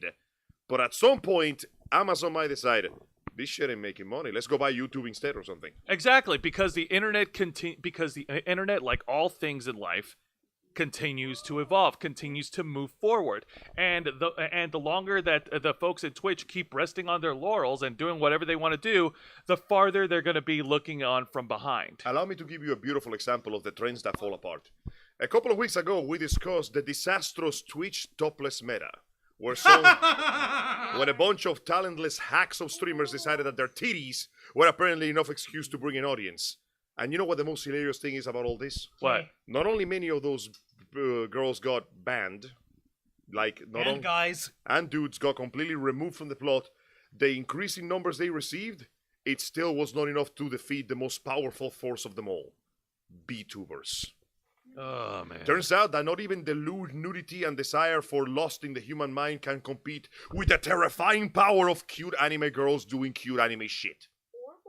That too. Yeah. So yeah, now think about it. It's basically just a big run for the nearest trend, the nearest popular important thing that gets the numbers going. But after a while, the infinite growth curve just kind of realizes that it's not infinite. It plateaus. No. Line go up forever. I am sorry, sir. Line go up forever. There is the ceiling. Beth Jesus saying line go up forever. We cannot He raise has the all the ceiling. money. He says line go up forever. Actually, sir, we found out that we found a way to make the line go forever. Yay, good. Keep You're going. fired. Find your own line. And then Buff Jesus will grab you with his both arms and throw it. What was it again? I'm sorry, sir, but you disrupted the Emperor's line. Sorry! And he's thrown out. But No, yeah. really, that's it. Boys. After a while, you gotta think on business terms. And big business company goes, line ain't going up? Why is that? Well, it's because of this thing over here that is making the line go down. Can we fix it? Nah, it's fucked. Get rid of it. So in summary, the writing's already on Basically, the flush it down the toilet. yeah, the writing is already on the wall, and folks are pretty much calling for the end. Well, I don't know if anyone's calling for the end of Twitch, but it's pretty much written. No, Twitch is dying on the vine. Like, Twitch bro, is dying on the vine. we It's got pretty that much- shit on hospice, my man. It got that shit on hospice, and again, Dan Clancy did not do any favors in his video address to the people. And I'll tell you what, man, it's shit like this that actually. Wait, do we have another article to talk about? No, well, yeah, we have other stuff. Oh, we yeah, need to yeah, talk all right, about. right. It has nothing to do with Look this. at the thing. Oh yeah, okay, Oh. okay. I thought you were moving ahead of me, but okay. No, We always move appropriately because, you know, we got an idea of trying to segue into things because a segue makes things more easy to palate for the audience. But that's just a theory. Yeah, that's just a theory. A But streaming theory. Wow. all right, well, I guess now is a good time to get into it. Enough talk about all the corporate and all the compromising bullshit. Okay, Yoka, you got a good point. If we have Goku, maybe the line would continue to go up. But here's the problem. Goku doesn't know business. You can't punch economics. That's not how it works. I would trust Vegeta over Goku in He business. will try to eat the line. Goku will try to eat the line. Oh, Let's be real. He would Let's think be it was real. noodles. all right, Ironically enough, Frieza would be pretty good at the line economics. that is true. You will make that money or I will kill every single one of you. All right, now, folks, let's go ahead and shift gears because this is actually incredibly important here. In an article provided to us by IGN.com, the headline reads, "The fans say goodbye to Matt Pat after he announces retirement from YouTube." You may know Matt Pat as a well-known YouTuber who works on, well, Video Game Theory channel, who also works on music and movies. He basically likes to go on his big channel, make theories about the world building, characters, and plot points of video games. Also, his unhealthy obsession with Five Nights at Freddy's. and his unhealthy Exactly. obsession with Five Nights at Freddy's. Which, to be fair though, Five Nights at Freddy's is unhealthily obsessed with Five Nights at Freddy's. Well, of That's course. fine. I've yeah. seen the books at Walmart. Shit gets weird, bro. It's I know, fine. right? Now this article was posted and updated on January 11th by Patricia Hernandez. I'll go ahead and continue on. Now, popular new YouTube channel, The Game Theorists, will soon see its popular creator Matt Pat stepping back from uploading videos, and viewers are treating the news like the end of an era for the platform. How long has this dude been doing this? 13 years! The The channel, channel. which accrued over 18 million subscribers in 13 years, has had an undeniable impact on gaming culture as a whole. Nowadays, gaming theory videos that make sense of complicated storylines are a staple on the platform, especially for unscrutable games like Elden Ring. To be fair, that happened earlier. People were making like lore videos of the Soul series from the second the first game came out. That's true. While not exclusive to the channel, the Game Theorists brought that speculative, well-researched content to the masses. The channel's earnest approach to discussing lore minutia allowed games like Five Nights at Freddy's, the aforementioned, to become sensations, ultimately allowing players to participate in the fandom without having to endure endless jump scares. That, and Matt Pat is the only person on Earth who can say that he tried getting the Pope to play Undertale. He gifted the Pope a copy of the game in the Vatican. He actually gave him to him. What the? That's insane! Wow, based and Christian pilled. Yep. Matt Pat will continue hosting videos up until March 9th, 2024. He announced in an emotional video on Tuesday, at which point he'll hand the channel over to 4 other creators who have previously appeared on the channel. Until then, the channel will provide weekly going-away theories to help the viewers celebrate the Game Theorists' legacy. While that means we still have a few months of Matt Pat content left, fans are reacting to the news with heartfelt emotion. YouTube viewer Riza495 wrote, "Thank you, Matt Pat, for raising many of us." Okay, first off, talk to your parents, kid. First off. And second, it's actually nice to see a YouTuber retire properly on his terms with no horrible controversies or problems. The dude just genuinely said, guys, I got to star as a cameo in the Friday Nights at Freddy movies. Like, that's it. This is the zenith of YouTube theory. You went from YouTube to actual Hollywood actor for 5 seconds. That's it. You don't get no better than this. My man ascended. And he's like, okay, this is it's at the height, it's at my peak. We're good. I'm done. Fun fact, if we ever cameo in a Hideo Kojima game, this channel will cease to exist. Right. That's it. That's the end. We reached the peak. Now, on the one hand, yeah, a lot of fans, based on the comments that are in the article right now, they've got their hearts broken as we draw closer to March, where he will wrap things up for his YouTube career. But on the other hand, you know, he's been doing this for 13 years, and at this point, we can safely agree he's earned it. Yeah, he left a lasting legacy. He left a good impression. He made his money. He made his fame. If anything, he's very much achieved the dream of any good creator. Have a good, successful career, no horrible controversies, retire being loved by your fans. You cannot ask any better than that. Isn't that like the equivalent of live fast, die young, and leave behind a beautiful corpse? Kinda, yeah, except, you know, without the dying part. Live long, retire young, have a happy family, I guess. Yeah. It doesn't go as hard, but... It doesn't you go get as the hard, point. but the sentiment's still good. Let me show job, the man. rest of the article here. Respect to the man that made us all think about what's happening under the surface of every game or show we've ever seen. Fun fact, 13 years ago, nobody thought of anything. Yeah, no. Matt Pat invented the courageous YouTuber who was accredited with the invention of thinking. While fans are sad to see Matt Pat go, they're empathetic with his reasoning. He spent last 13 years barely sleeping, he says, in order to keep up with YouTube's demanding pace. Now that he has a child and after dedicating so much of his life on the platform, he says he wants to leave on a high note rather than watching his relevance fade away. Plus, he adds, gaming theorists is a mindset that won't die with his departure. I'm happy that there are folks who are showing how to hand beloved projects over to other folks. Let's see, game theorist fan Sam Harris told IGN over on Twitter. On social media, there's been an outpouring of support for Matt Pat's announcement from fans and game developers alike. Let me see. Toby Fox, the creator of Undertale. Thanks for the theories, Matt Pat.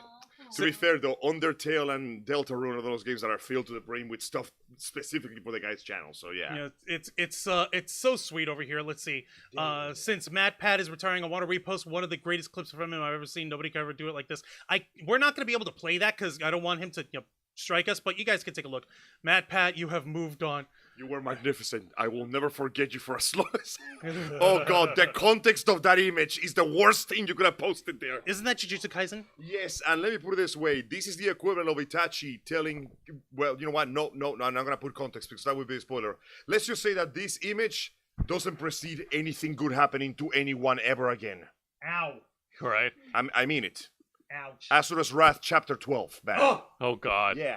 In just the 2 days that Matt Pat's video announcement has been up, It's already garnered 12.8 million views. As of press time, it's currently #1 trending on YouTube. Damn. Wow. I wasn't expecting it to go that hard, but that's a good goodbye right there. That's just that's just an example of how much influence, how much popularity MatPat has over the course of 13 years. I mean, analysis channels did begin to crop up real goddamn quick after he became popular. I'm just saying. Yeah, no. But that being said, again, I go back to my earlier point. 13 years of doing this, MatPat has definitely earned the right to step down and just be happy. He's got his family. He's made a lot of money. He's got a great resume under his belt. I mean, how many YouTubers can say that? Hey, man, I got a Hollywood role at Five Nights at Freddy's. Yeah. Come on. You know, I invented thinking. All right, now, I'll take that over here. Now, Sayana, I know that you've literally just been introduced to who MatPat is and his relevance to YouTuber and nerd culture here. Your take so far. I want to know what your thinking on this is. Well, with anyone who has grown up with YouTube and then got that many subscribers, I mean, you can't just say, oh, yeah, I have, like, however million subscribers on YouTube. You can't really just say that. That takes a lot of dedication. And the fact that he said that he barely slept, I mean, I can understand, yeah, YouTube is very, very fast-paced. And, I mean, if you just do it every now and then, you're going to get forgotten. That's Unfortunately, sadly. yeah. I mean, especially with the smaller channels, they tend to get forgotten because, people don't want to wait. The world demands But- content. Dance for me, Yeah. clown! It's literally like a job. So, yeah, the fact that he did this for 13 years, that may not be much for, like, a normal job, working normal 8 to 5, all that stuff. 13 years is not that bad. But with this, that's a lot. I mean, it's more hard, it's more demanding than a normal job. It's not 8 to 5, it's like, what?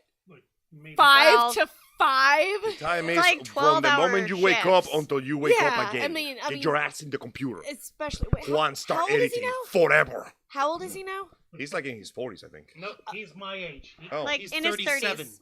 Okay, yeah, no, and that's a long time. So to be able just to retire and focus on your family, that's actually it's sad, but it's like you're actually putting your life above everything else. You're like, Yeah. I need to step back and enjoy my life. And I mean, especially with a kid, you really need to be able to Be there. support them and be there with them and connect with them. If you don't, well, we've seen how that can turn out to be. So, I mean, it is sad. Maybe I'll actually go and look at some of his stuff. I'm not on YouTube that much. No, so- you're fine. You're fine. going to love it. He has 4 Okay. channels. He has game theory, film Okay. theory, food theory, and style theory. The last 2 are newer. Now, Okay, I might actually like the food theory. right. Now, Dragonfang, before we move on, your thoughts. Well, I've actually seen a lot of his stuff. Mostly the game theory ones. Because, sometimes I'm like, I'm bored. I need background music. And, yeah. Like, some of the games that I would never play, I would be like, okay, I'll just play this. And I end up listening to it instead of actually doing what I'm supposed to be doing. But, yeah, he's been doing this for 13 years. And he's at a point where, okay, I need to step back. I already put YouTube ahead of myself for so many years. He's given so many good theories. A lot of them are so freaking wonderful. He's done his bit for Yeah. King and Country. And- He's played the game. He's And won. he's not the type of person that goes, oh, but this is my theory, and my theory's, the best. No, he actually reads the comments. Encourages. He reads the comments. He goes, oh, that's actually a good point. Because maybe he didn't even think of that little, like, section. Oh, maybe this could lead to this, and then he starts going into another theory. Yeah, no. And it just expands. It's like he encourages other people to think outside the box for all of these theories. He invented thinking, Angel. Yes. I did. Don't you know that humankind literally But had no yes. fucking brains until MatPat made a YouTube channel and told you, also- hey guys, this video game might have more plot than you Mm-hmm. think. Yeah. You just have to dig deeper. And the fact that he's handing it to Yeah. the other 4 creators. he's That's not- actually he's not Taking away. just yeah, closing. that's actually very Yeah. it's very nice because you're like He has he's- a lot of like-minded individuals that. well, and he's is not on the saying channel. nope, this is my thing and no one else can continue. Ha ha ha. No, Yeah. he's like, no, these people have been with me, and I want to see them help better this channel after Yeah. I'm gone. I mean, That's it would very be a noble. shame And to maybe just throw away maybe the he whole would be thing. like, hey, here's some more stuff that you could put on the channel in the background. Oh, and don't forget, because he owns the channel, sure, but that means that there's also a bunch of editors working with Yeah. him. When you get big enough, you start hiring editors, animators, music people, and more editors for the editing and people to do the. Basically, that isn't just a Message YouTube channel. readers. That's a small business It's in of itself. Yeah, it's a big business. Yeah, if you close that off, a lot of people are going to lose their jobs. So why not leave it to the others? Fine, they might not achieve the same Hey, level you're of not going to success. work They for might me, get but even you're going to work bigger. for these people Yeah. now. So Better than love nothing, you. eh? And guess what? Yeah. It's like for YouTube, it's hard making an impact in this type of business. You have to build yourself up. And yes, of course, it's going to be a lot of dedication, but guess what? If you're focused on that, you could see your channel succeed. Exactly. And I totally agree with you all across the board, 100%. And you know what?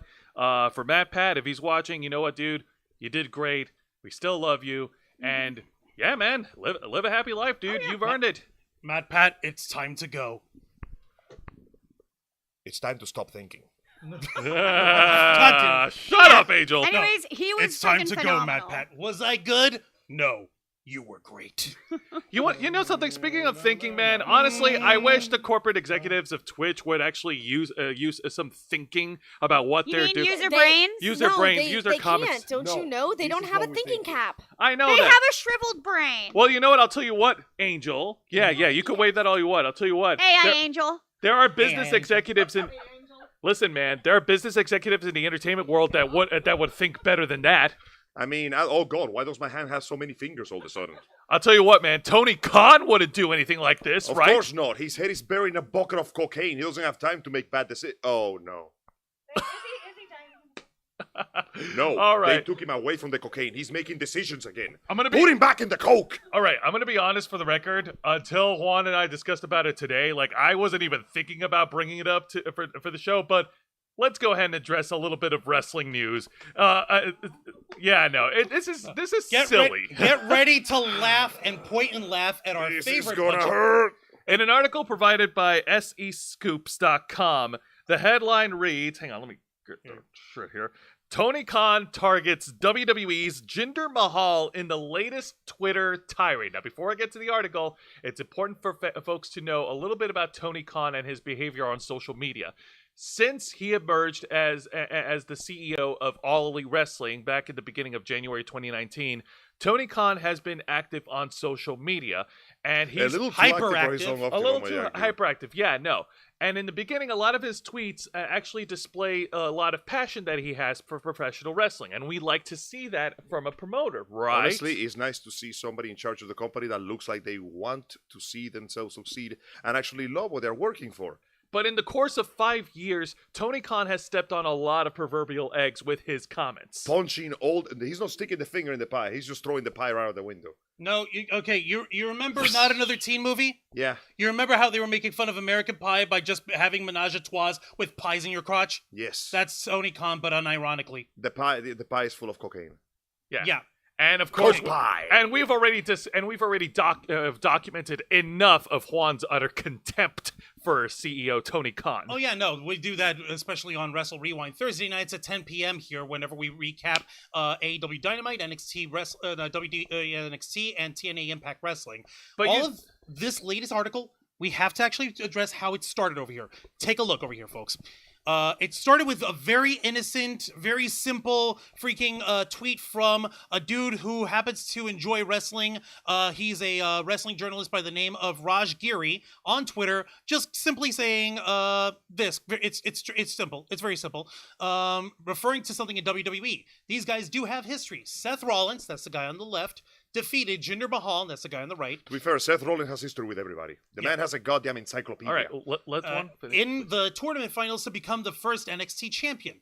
This was in response to people complaining that, wait a minute, Jinder Mahal, he hasn't been winning too many matches in a long time, and now he's challenging Seth Rollins, who's the current World Heavyweight Champion. Yeah, this segment happened on this week's edition of Monday Night Raw on January 8th. To which, underneath this, it wasn't Tony Khan who responded, it was USA Network's tweet that came up and said, What was the cage match rating? Okay, we need a sidebar. Okay. Juan, sidebar. To explain that, cagematch.com is basically Reddit for wrestling nerds. So you can imagine how toxic it is.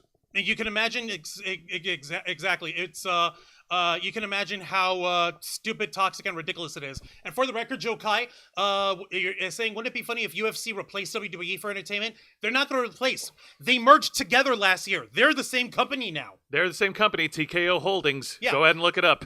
And this cagematch.com website that USA Network brought up as a jab, as a joke, is a reference to the fact that Tony Khan is a very adamant lover of that website, a very adamant follower of that website, and very adamant, vociferous supporter of that type of point of view. And in an incredible display of not learning from your past mistakes, Tony Khan fired back. You're going to Oh, love no. this stupidity here, folks. So, Oh, no. Now let's get to the article. Okay, Or rather, no, yeah, let's I get am to the tweet. bracing myself for the incoming wave of cringe. All yeah, right. here it is. Tony Khan subtweeted them. A moral victory for USA is one win more than their world title challenger Jinder Mahal has in the past 364 days, because it's been literally a full year since he won a match. You really put AEW in our place, getting Jinder Mahal in a big match on your TV show. Do it more often. Oh, God. Yep. Ladies, I know you Oh don't my know God. diddly squat about Ugh. wrestling, but I do know you know plenty about stupid idiots sticking their foots in their mouths. Yeah. He roundhoused himself in the face. That is amazing. Yeah, What a feat of flexibility. And, of course, much like throwing a stone into the pond, it caused a whole ripple effect of other folks chiming in on Tony Khan. Of course they do, because you know what's hilarious? Seeing people Oh, in yeah. high positions of power being physically unable to behave like the professionals they claim to be. Needless to say, this did not receive the most warm of welcomes. did Which it? is surprising from Tony Khan, because he's very active on social media like a raging bulldog, but when confronted during a press conference, he is a lying little bitch. Yes, but come on. Do you expect a man like that to know what self-introspection is? Do you expect Tony Khan to look inside himself, see the flaws within, and realize, man, I gotta fix my shit? Am I like? Hold on. Am I so out of touch that I can't figure out how to run my company? Mr. Khan, No, here's your daily it's a- bucket. No, thank you. No, of course I can't be. It's everyone else who's wrong. All right, so let's go ahead and show off the stuff, Juancho. All right. This is some good. So Eric Bischoff, the former executive of World Championship Wrestling, which folded in 2001, he went and said over here, "Hey, Tony Khan, is this true or is this a bot?" Talking about a different wrestler, her name was Abaddon, to which Tony Khan responded, "No, Bischoff, it's not true at all. Abaddon returned to AEW, and then they won a four-way match on TNT against other great wrestlers to earn her title shot, which is completely different than someone going a full year losing every match they're in and getting a title shot without a single win." To which then Khan tweeted back to Bischoff saying, "Reading is your friend." Like a fucking nerd. Oh, yeah. And check it. I love Twitter arguments. I love how every Twitter argument boils down to, I'm not going to tell you why you are wrong. Do your own research. No, I hang on a just know you're wrong. Shut up. I'll read this one. Hang on. Yep. And then Tony Khan made another tweet This saying, is all Monday. this is all from afternoon. Monday. Yep. A double standard. Hook. It has a 20, Actually, no, it was Tuesday. Sorry. yeah, a double standard. Hook, with a 28-1 win-loss career record and a winning streak, calls out the champ. A logical challenge sparks online outrage. Jinder has literally lost every single match he's in for the past year. Immediately gets a title shot. Where's the rage? So Hashtag he's- AEW Dynamite tomorrow on TBS. Little fucking weasel. Okay, so he's, by the way, this guy Hook is a wrestler on his promotion on AEW, and let me put it this way. He's a young kid, and he's been actively wrestling for 2 years, and he's touting his win-loss record. 2 years, 29 matches in total. How impressive is that supposed to be? More to the Seriously, Roman Reigns over there is telling you, dude, work more. But go You on. got Roman Reigns going, Brad, just go back to work. And what's worse is he's trying to tout the virtue of, oh, all my wrestlers, I use the win-loss record as what's important in challenging. Dude, you make the matches. You invent the win-loss record. You book the Who writes matches. this shit? Who writes it? Who has the It's- pen, the paper, and the It's paychecks? like the matches are pre-written and determined the matches are pre-written and determined by who? By your ass. So it's your behind who's responsible for this shit. Why are we It blaming doesn't the make actor a for what the difference. script says? Exactly. Like it's the same problem with they made so we had a problem with that a while ago with Daisy Ridley, who had like a genuinely emotional breakdown because she hates what the role of Rey has done to the Star Wars franchise, and a lot of people support her by going, "Hey, we have no problem with Daisy Ridley. No. We just don't like the script." It's at the right. It wasn't at it was that the writing itself basically made her made a bunch of people hate her and say that she should kill herself and all this stupid shit. And That didn't actually show up anywhere. I saw that shit. No, not in this one. I'm talking about a completely different article. Point in case is, if the actor gives a performance, you don't have to like the performance. You can think it's the worst thing you've ever seen in your life. But are you going to blame the actor for acting? Or are you No. going to take it up with the script writer for writing the script? There's one thing you can do. What? You could give praise to the actor for actually speaking up and winning a Twitter war, because Jinder Mahal took the time to retweet and fire back by simply saying, "Who the fuck is Hook?" And Damn. and he also said, "Watch Monday Night Raw on the USA Network Mondays at 8 p.m. Eastern." And he pretty much won the entire Twitter battle because his tweet went viral. Look at that shit. Before he was made to delete it, it got 2.5 million views From Earth. from Earth. Oh my god. So he basically had got on this like, okay, for the record, who the fuck is your boy here? This kid that you're trying to use. Is this your man's? Is this your man? Oh, by the way, why does nobody know who he is? Oh, that's right, because even if you book him to win a bunch of matches, nobody gives a shit who he is. You gotta admit, that's pretty sad. It is. Don't you Well- need, I mean, you gotta be charismatic to be a wrestler. Also, either whether Jason you're a face or Morgan. heel. Hi, Jason Hello, Morgan. Jason Hello. Morgan. How you doing? We're just now discussing the Twitter war that Yeah, Tony Khan Let's started. not forget, while I love to crap on shitty scripts, an actor has to put in the effort to become memorable. It doesn't matter if you're a face wrestler or a heel wrestler. It doesn't matter if you're a performer or a technician. You are responsible for drawing in the crowd with your charisma, with your force of mind, with your presence. I mean, look at The Undertaker. The man ain't much for saying words, but when he steps onto the stage, you will notice him. Oh, Exactly. yes. So it's a combination of factors. The actor has to put in the work, and the script has to bring out the best of the actor. If these two things are not in sync, one will be left dragging all the weight. And unfortunately, one was left dragging all the weight. Yeah, and that was unfortunately Hook, who, for the record, is a good wrestler. He's a very young kid. He's very good inside the ring, but he's got all the personality of a wet wafer cracker. My man needs charisma. He needs a hook. He needs Ha, pizzazz. His name is Hook. He needs character development. Then put him on a goddamn pirate suit. Do something with him. Exactly. No, seriously, does he have like an actual game? No. He's just Other, there. other than just being this tough little kid from Brooklyn. See, Oh, you know what? okay. You could play with that. You could turn that son bitch into Little Mac from Punch Out. You could do something with it, but you ain't doing nothing with it. If you got charisma and you're not playing it to the crowd, it ain't gonna work. Yeah. Look at I'm that going face. to show you. Okay, Look at that main character face. okay. There's- Little Damn, boy, look at that anime here. little boy looks like an anime pro tag. He's very well built. He's very good athletically. What's his name again? Hook. Just write in Hook AEW. In This your is search. Luke from Street Fighter. He looks like Luke from Street Fighter. Fuck. And you know what Luke's personality is? What? He's your brah, brah. Bruh. Bruh. Brah. No, I'm not kidding. Luke from Street Fighter, What do you think? No, it's what a do you main think? character. He looks like a hentai protagonist. Ah! I don't know. I don't think the hair covers the whole Oh, the thing face yet. doesn't help.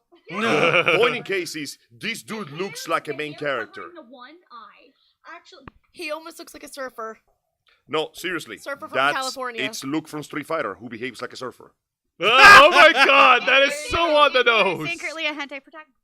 Point in case is, you can make a character like that work if you give them a personality. You give them something to draw the crowd in. Even if it's something as simple as going, yeah, I'm the main character. Something!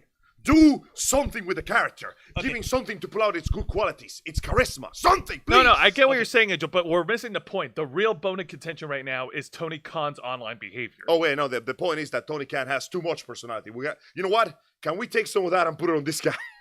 All right, Jason Morgan was over here saying in the chat, the Hook is also the son of Taz, who's another longtime wrestler over here. Use that shit. He's saying he doesn't need a Hook. The fact he's a second-generation wrestler should gain him respect. I mean, Hook is like Randy Orton, second-generation son of a wrestler. See, I'm going to have to respectfully disagree with you on that one because you cannot rely on legacy alone. On someone's tailcoats. Exactly. Why is Cody Rhodes popular?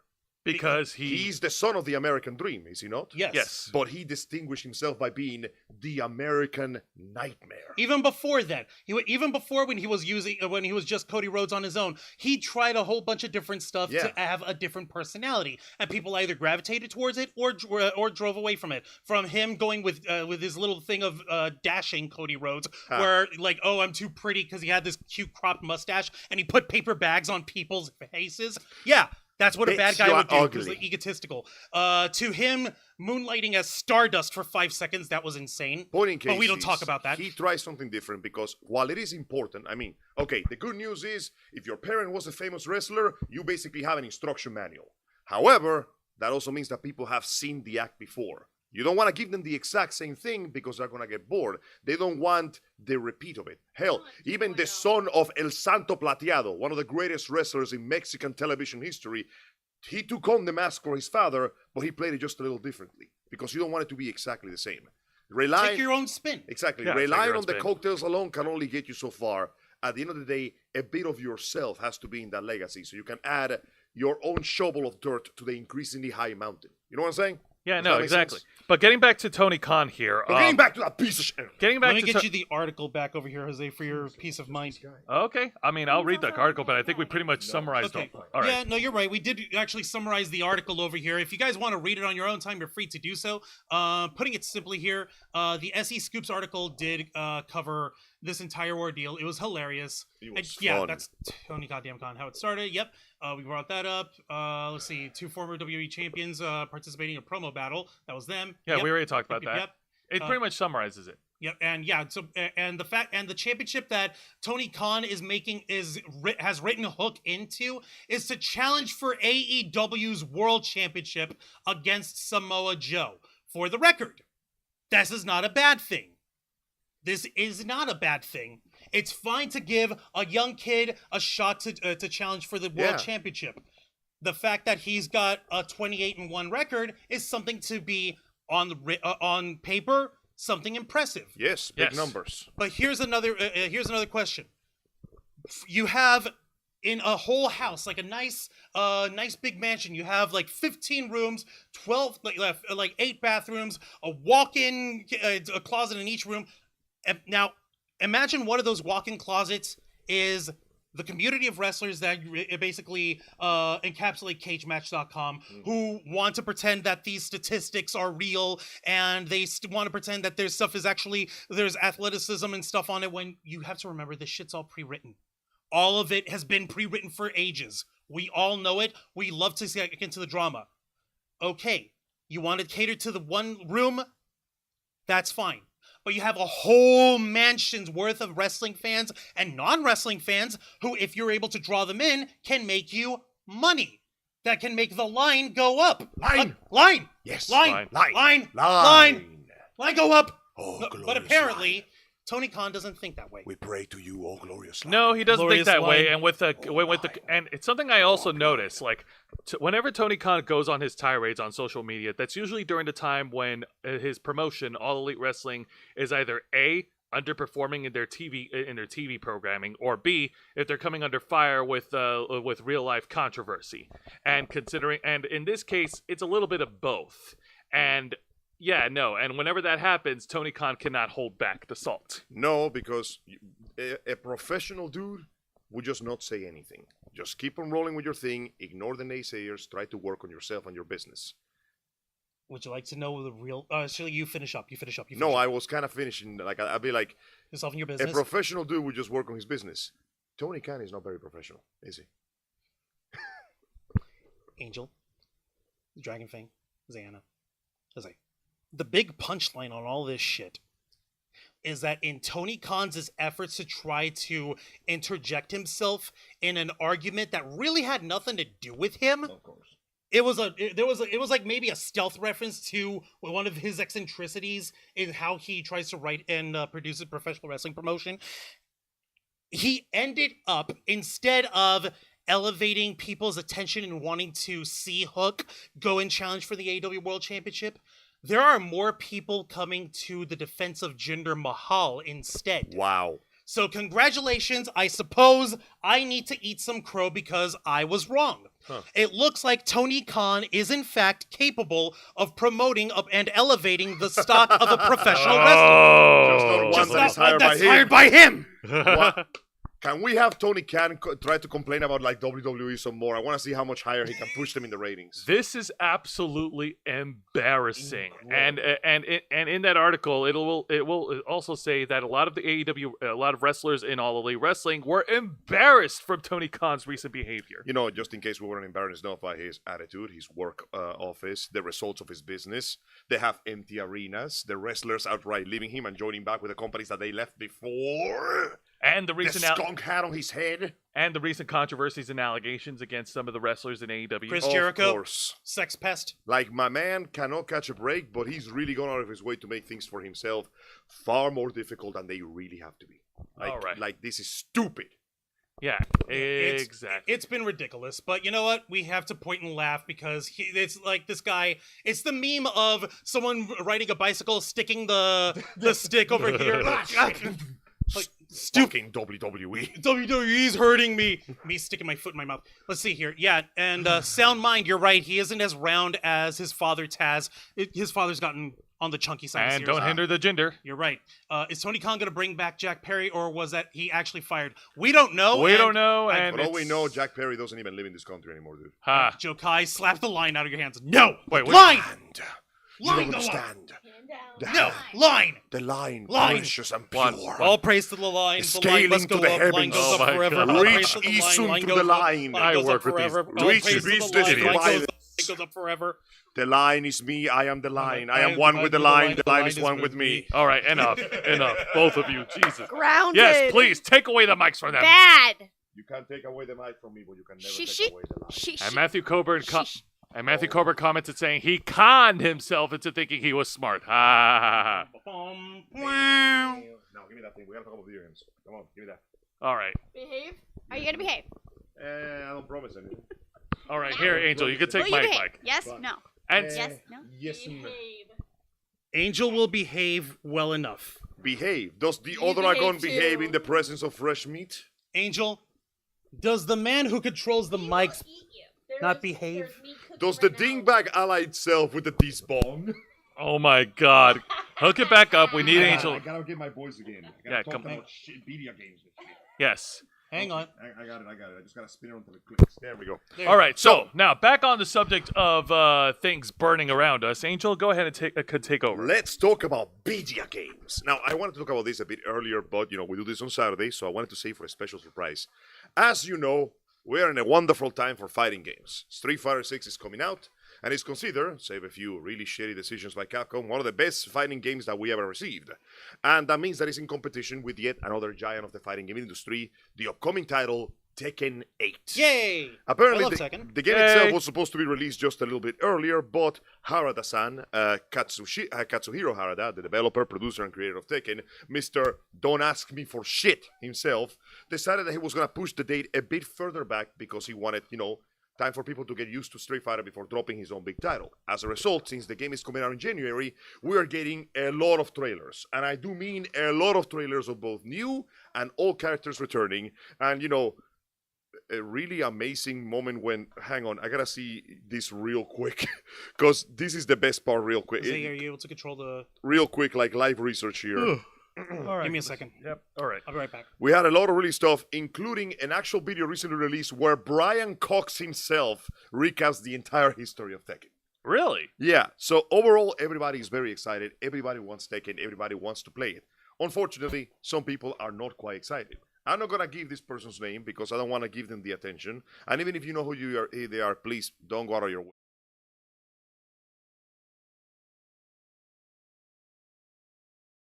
Racist.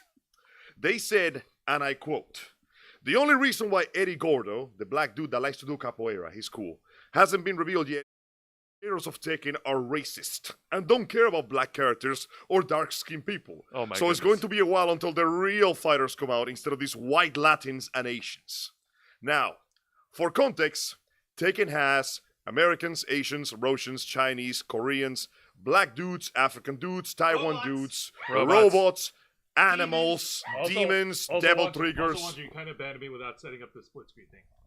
And all sorts. Also, for your information, there is already 2 black dudes in the game already revealed. The first one is Raven, who you may know, Yeah. specifically known I as like the Super Raven. Secret Agent. There we go. And finally, Leroy, who is literally called the Master of Drip. And they are cool as hell. Their trailers were dope, and everybody's very excited for these characters. So Harada himself, in a rare occasion, replied to it by saying, "If you think you can just claim anything that way and it will pass, you are mistaken. Leroy and Raven will kick your ass." Come to think of it, there are no Japanese characters in the American dramas and movies that I love, but I have never felt discriminated against because of it. What do you think is the crucial difference between you and me? I'm sure you don't understand. You're not logical at all. And if you're simply a delusional person who doesn't even realize that even if it were an emotional argument, it doesn't make sense. Damn. Talk about a verbal smackdown. Bitch!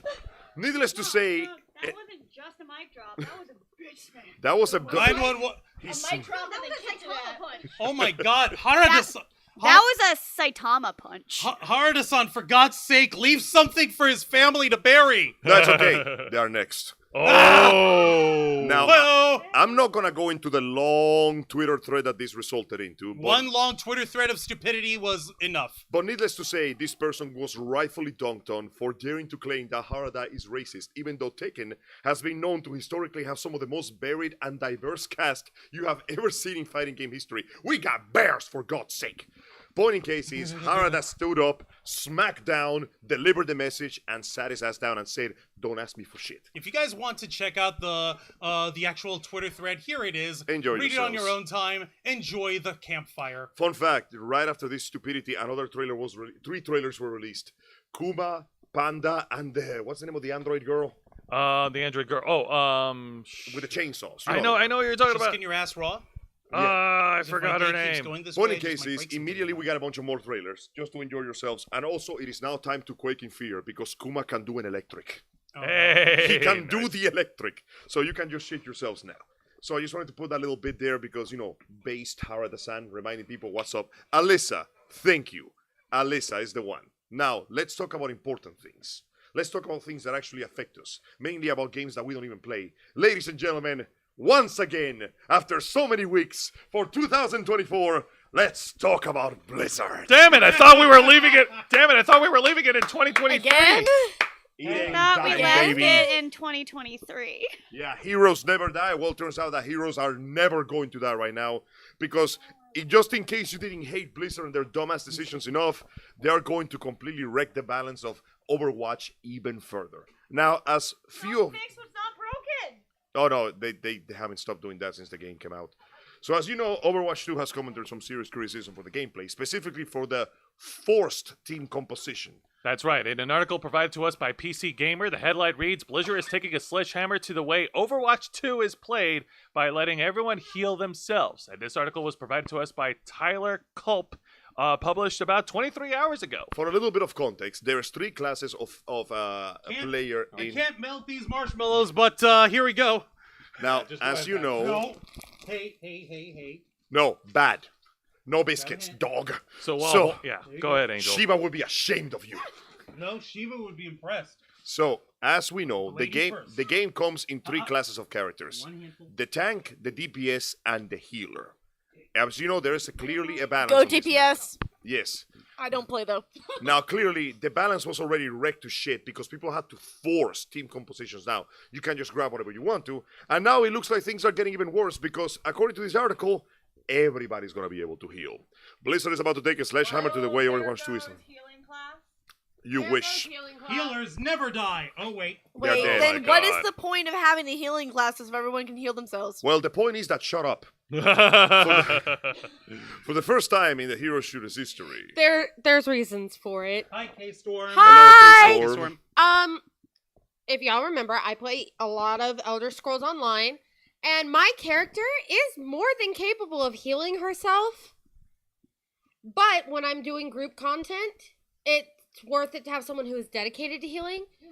I can heal myself in the case that, say, the tank is dying and I'm dying, and the healer prioritizes the tank as they should. I heal myself. K-Storm, you are That's the making entire point. you are making an excellent point, K-Storm, but consider the following. Shut up, everybody's healing now. Well, no, it's Everybody's healing. Forever. it's okay to have little healing things that you can use on yourself, but to completely ixnay. No, everybody can do it now. All right, Angel, This is continue the yes. article, please. For the first time in the hero shooter's history, every tank and DPS hero will heal themselves, loosening the reliance on supporting the match. Though a new passive ability, tanks and DPSs will gradually regain their health outside of active combat. It will be a tuned-out version of the Pulsar healing passive, says the game director Aaron Keller. In addition to this, more changes to reduce damage spikes in combat will be detailed in another blog post closer to season's launch. If I had to describe the current state of Overwatch 2's balance in a world, it would be turbulent. The most recent season introduced a new tank hero, Mauga, who is basically Maui. What can I say except I'm healing? Maui, who is inexplicably had the killing power of a Bastion, the robot who turns into a literal turret machine gun.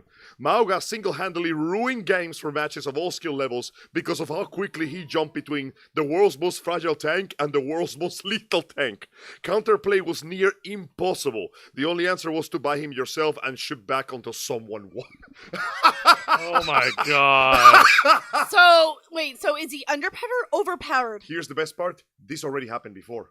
When they released a character called Brigitte, who is supposed to be a tank who protects you, she did so much damage and had such powerful stun, they had to nerf her into the ground, but it didn't matter. She broke the balance by herself. Did this? Did they beta? Do they even beta they these even beta? characters? This is Blizzard. Are you surprised they even work on this place? I know, but before you release anything new, you're supposed to have beta testers and quality testers play it and make sure it's not broken. Hey, Then if this you character's release too it- broken, guess what? Yeah, but nerf, if you release nerf, it, nerf, and then until you it's have to manageable. nerf it, people Fun are gonna fact. they're gonna shit on you. The very first nerf happened after they gave Mercy a buff. Mercy is the one character that can revive other characters with her ultimate. The problem is, she could do so much damage by continuously healing a DPS. There was a notorious clip floating around where she revived 4 characters in a row. In the normal match, you're lucky if you can do that like twice. But so they nerfed her to the ground, and then they nerfed everybody else. But then they buffed somebody else, and then that broke the game again. So then we nerfed everybody else again. And now everybody can heal. So here's and the then problem. everyone also bitches because you did this. Why did you do Yeah. this? Now they suck. But also, Yeah. don't forget, at the end of the day, line goes up Line go up until it don't. until it As does. a Until people result- actually left the game. Season 8 of Overwatch was a goddamn nightmare until Blizzard dropped a bucket of nerfs onto him, this which would led to the hero designer Alec Dawson to say, maybe harsher than what's necessary. Mauga, the aforementioned tank, has the ability to heal himself when he deals damage. In fact, most tanks have way to buffer their health with shields or healing, like tanks do. While I realize it's necessary in a world where teams no longer have a second tank protecting them, a self-healing passive for all 3 roles is a band-aid fix that will teach players to be more independent than they already are. So teamwork is going to become nearly non-existent. Overwatch Isn't that the used to entire celebrate. point of this? Teamwork to win? Overwatch used to celebrate teamwork and now is a nasty little burden that every balance change and hero release seems targeted to alleviate. By minimizing the opportunities for support to step in, the distinction between all 3 roles now blurs and the web that holds them together dissolves with it. Instead of an arena for balletic expressions of teamwork, changes like this flatten Overwatch into a cartoony firing Okay, that range. was actually really funny. That Allow was- me to give you a Okay. small example of something. Okay, One of the original... there's Maui. It's literally Maui. But like a cyborg. okay. He's... What can I say except delete this? So, there's this hero in the game called Genji. He's one of the first heroes. I remember. He's a Genji. DPS I'm already ninja. Genji. Yeah, he's a DPS ninja who is characterized for being able to deal catastrophic damage but being very frail himself. He can get killed very quickly. A good player is supposed to know the layout of the map. Genji is supposed to jump in, harass the enemy team, and then leave just as quickly as he came. If you give Genji the power to heal himself, and you keep his entire kit ready, you have a character that can literally deflect almost every projectile in the game, including supers, back at other characters and kill them. A super that gives him a close-range blade that can kill almost everybody in 2 or 3 hits, and another attack that refreshes on that the cooldown refreshes on a kill. So a potentially good Genji player could now break this game in half because all they had to do is jump in, do as much damage as possible, and run away. And if they get away, they can heal any damage they took and come right back around to do it again. And again, and again, and again, and again. No matter how strong the new tank and DPS passive turns out to be, the change is the first step towards unfettering support players from focusing on the team. An essential reason why anyone would want to play the role in the first place. Why would you want to be a healer? Everybody can heal. Yeah. Keller says that the passive would take some of the pressure of support players to keep everybody alive, since individual players now have more control of their own health pool. The goal is to make Overwatch a little less frustrating when your team isn't working together. What's the fucking point of having a team-based game? What's the point of a team game if you're not going to make the team work? Overwatch is by definition a team game. But like I said before, it's okay to have small little healing passives. That's Not fine. ones that break the game. But if you literally can almost be at death's Unkillable? door and you run away and then you immediately healed, it's Where's the challenge? yeah. Where's the challenge? it's just basically going to be, I'm going to fire at you, and you're going to fire at me, and let's just see who oh no, gets I'm killed out of first. time. Let me duck out. Oh, and I heal all the way. Yay! Now I can do it again. So it's going You to know- take a you short know, match into a long match. It just reminds me of something. It reminds me of something stupid. What's up, Juan? Okay. This is a weird analogy, but try to follow with me here. Do you know how back in like the 18th century, like 17th and 18th fucking century? Yeah, because I'm asking people to remember 400 years ago. When we had warfare with people with freaking muskets, they actually took turns against each other Yes. with how they would try to kill each other. It was actual legitimate turn-based combat. Like we had in like the old tabletop RPGs and the old RPGs. Everybody gets a machine gun now. Okay, guys. We gave one guy a machine gun. This is unfair. Everybody gets machine guns. But wait, this is unfair. Everybody has rubber bullets. But wait, ballistic armor for everybody. But wait, here's a shoulder-mounted 50 cal helicopter-based minigun. But wait, we invented nukes. Where's the challenge? What's the point in even playing the game anymore? Playing? Who's anything about playing the game? I'm just here to grind for loot boxes until I get my skins. Yeah. Oh my god. That's basically what Overwatch is boiling I'll down to. be Is just honest, loot boxes. now. I like the designs for. I mean, I haven't really kept up with it because I don't play it. I don't blame you. But I mean, the characters look cool. I'll say that. For me, it reminded me too much of League of Legends, in which the toxicity of the communities annihilated. What are you any talking about? Reason of why I wanted to Overwatch play. community is toxic as hell too. Well, no, I said it reminds me of League of Legends because League of Legends, it's very toxic. Yeah, they're good players. Don't get me wrong; they're really nice players there. But if you're playing Rents, a lot of times you That's get shit. really toxic. Let's not people, forget, and Overwatch is I don't like that. Let me check what is Overwatch's long-lasting. Characters look good. They Me look playing really game, good. No. In fact, they looked so good that the rest of the world appreciated how good they were. Through porn. Allow me to give you a small demonstration. So, give me 1 second here. Okay. The legacy of Overwatch is... Oh, I cannot see all the results in this format. Unfortunately, I cannot see. The legacy of Overwatch is literally porn. That's the only thing people will know it for. Because It's the only thing that I will know for.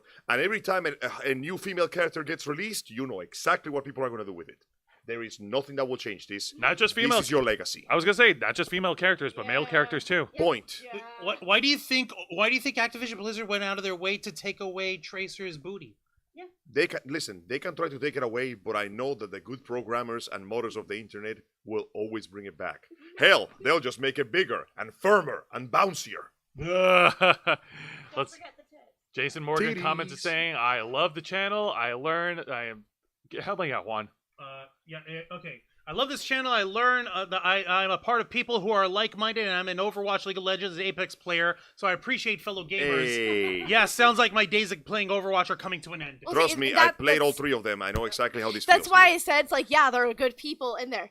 But sadly, like with any type of fandom, toxicity ends up driving people away. It happens. Unfortunately, Blizzard Also, I has- don't like, team ups like this, especially when you don't have enough people to be on your team, then you have to get random people, It and then used to those be people worse. Back in can the be day, terrible to you. before they enforced the queue, you could have an entire team of tanks. Yeah. You would be I borderline remember hearing about unstoppable. that, yeah. It was bad. Blizzard has spent the entirety of Overwatch 2's existence trying to find a balance between the strict teamwork that was foundational to the original and the lone wolf playstyle that attracts solo players. Through numerous changes and reworks to its maps and heroes, Overwatch 2 has become a faster and much lethal game. Encounters that would last minutes as teams took positions on the map like a game of chess now go for seconds with the speed of which one or two players can wipe out everyone from the angle. Oh, by the way, I forgot to mention this. Widowmaker. The healing works when you're out of combat, right? Yes. Widowmaker can snipe you halfway from across the map. Yeah. So you have a sniper that now doesn't even have to worry about looking for healing. She can just camp away and turn your head into a ventilator. Oh, for goodness sake. It was hard enough trying to understand what the hell was going on while watching an Overwatch match in 2016, and now it can be just as hard when you're actually playing it. Passive self-healing across the board runs the risk of making the game even more chaotic, where you don't need to stick around and wait to get healed. To combat this growing instability, Blizzard has been experimenting with a dynamic spawn system that forces you to respawn alongside your teammates. So just in case that another guy is killing your teammates, they can just kill you again. All right, yeah. In Season 9, it will be tweaked to make the effect more prominent, Keller said to the Overwatch team that has been toying with other features to encourage teamwork, including the ability to see any health bars on screen like you can in the game's PvE modes. The addition of party frames and what they're calling MMOs and MOBAs are likely. This news, along with limited time sped up version of Quick Play This Weapon, makes it seem like Blizzard isn't sure what direction to take Overwatch in, because they don't seem to know what the hell they want to do. All right, I think that's a good point to stop right there, but you pretty much just nailed it. They don't know what to do. This game is broken, man. And they broken it a little more, and any attempt to fix it just breaks it farther. We put so much glue on this broken jar that there's just a big pile of glue with bits of ceramic sticking out. Exactly. I mean, with a game that you put so much, so many handicaps, so many different things into the game, for the players to have ease of access to it rather than earning it. What's even the point? The point is, shut up, go grind for skins. That's the point. My dearest brother, my dearest sisters, do I have to point at the line again? Oh No. Okay. Oh my god. That's the point. The point is the line. Alain Akbar. Oh my god. Alain Akbar. God the damn it. line is That's great. too much. The line is great. The line is great. I swear, I'm getting Temple of Doom flashbacks by this This chick. is my fault. Lainima. Okay, this is my fault. Stab your heart. Pull out a Boy. line of blood. Lainima. Boy. Okay. Okay, this is my fault. It is entirely your fault. Can Point finger, right, guys? say it's your right? fault. Yes, Line. it's his fault. Yeah, for the No, line it's thing. not a Yeah. You put this thought into Angel's head, and what And happened? Don't you put that even on me, Ricky Bobby. And now he will Yes, I not did. shut up. No, he will Let me not. see over here. Jason Morgan saying Jason Morgan saying I'm a nerd and I'm okay with when I get called a fake nerd because I'm not a fan of Star Wars or Star Trek, simply because I find the music better than the actual movies and TV shows. Okay, Most nerds call me a traitor for that. Nerd. Dude, I'm, you're a nerd if you're a nerd. That's it. It doesn't yeah. matter if you don't It like doesn't certain matter things. what you Yeah. like. Not Listen. everyone likes something. It's See, fine. I'm into D&D comics, dragons and knights, and real sci-fi. So yeah, I get called a traitor Yes. to the nerd culture because I only enjoy the music of Star Wars and Star Trek, and anime is also my genre. LOL. See? You're You a are nerd? not a Hey, look, nerd. that's fine. You're not You're a just as nerd. much a nerd as we are. You don't You're have to a like the nerd, same we're a things. nerd. It's like you don't have to like We're a everything about family an of aspect of it. nerds. I mean, look at it this way. I wouldn't call myself a Warhammer 40k nerd, but I know a lot about Warhammer. I don't really paint or play with the figurines because that hobby's expensive, but I buy the books, I listen to the music, and I enjoy the lore, and I play the it's video games. pretty. Does that make me a fake nerd? I like to think it doesn't. I still like Warhammer 40k, even though I don't enjoy the exact same way everybody else does. Salamanders are the best goddamn chapter. None of you can tell me otherwise. exactly. And you know Fuck what? yeah, Salamanders. I think one last art. Oh yes, I'm gonna make this one brief. Okay. So, Because we I'm gonna gotta make- eat. Apologies. I'm gonna make this one nice and Hungry. brief. I'm gonna abridge that entire article for you guys. Suicide Squad sucks dick. It's wow. so bad that even actual game journalists are saying it's bad. Oh The god. gameplay is trite. The mechanics are boring. Wait, there's a The there's a story game. is stupid. The There- story's there's a game. dumb. No, there's a game on this. Yes, it's a Destiny. It's a third-person Destiny clone, basically, and it gets better. Oh. A recent I didn't know screenshot about that. surfaced showing you that not only have they confirmed that you have randomized loot, everybody plays the goddamn same, and the loot has randomized effects, so they want you to grind for that shit Destiny style. And it showed the most beautiful example of AAA Western gaming I ever seen. a big screen showing you a hatchet that says Poison Ivy's Poison Ice Hatchet. You know, because Poison Ivy's signature weapon is a fucking axe. The Made of weapon, ice. What? the weapon has the power to freeze your enemies. But wait, there's more. According to the mechanics of the game itself, ice weapons that freeze enemies, frozen enemies take less physical damage. So they gave you a melee weapon guaranteed to hurt less. What?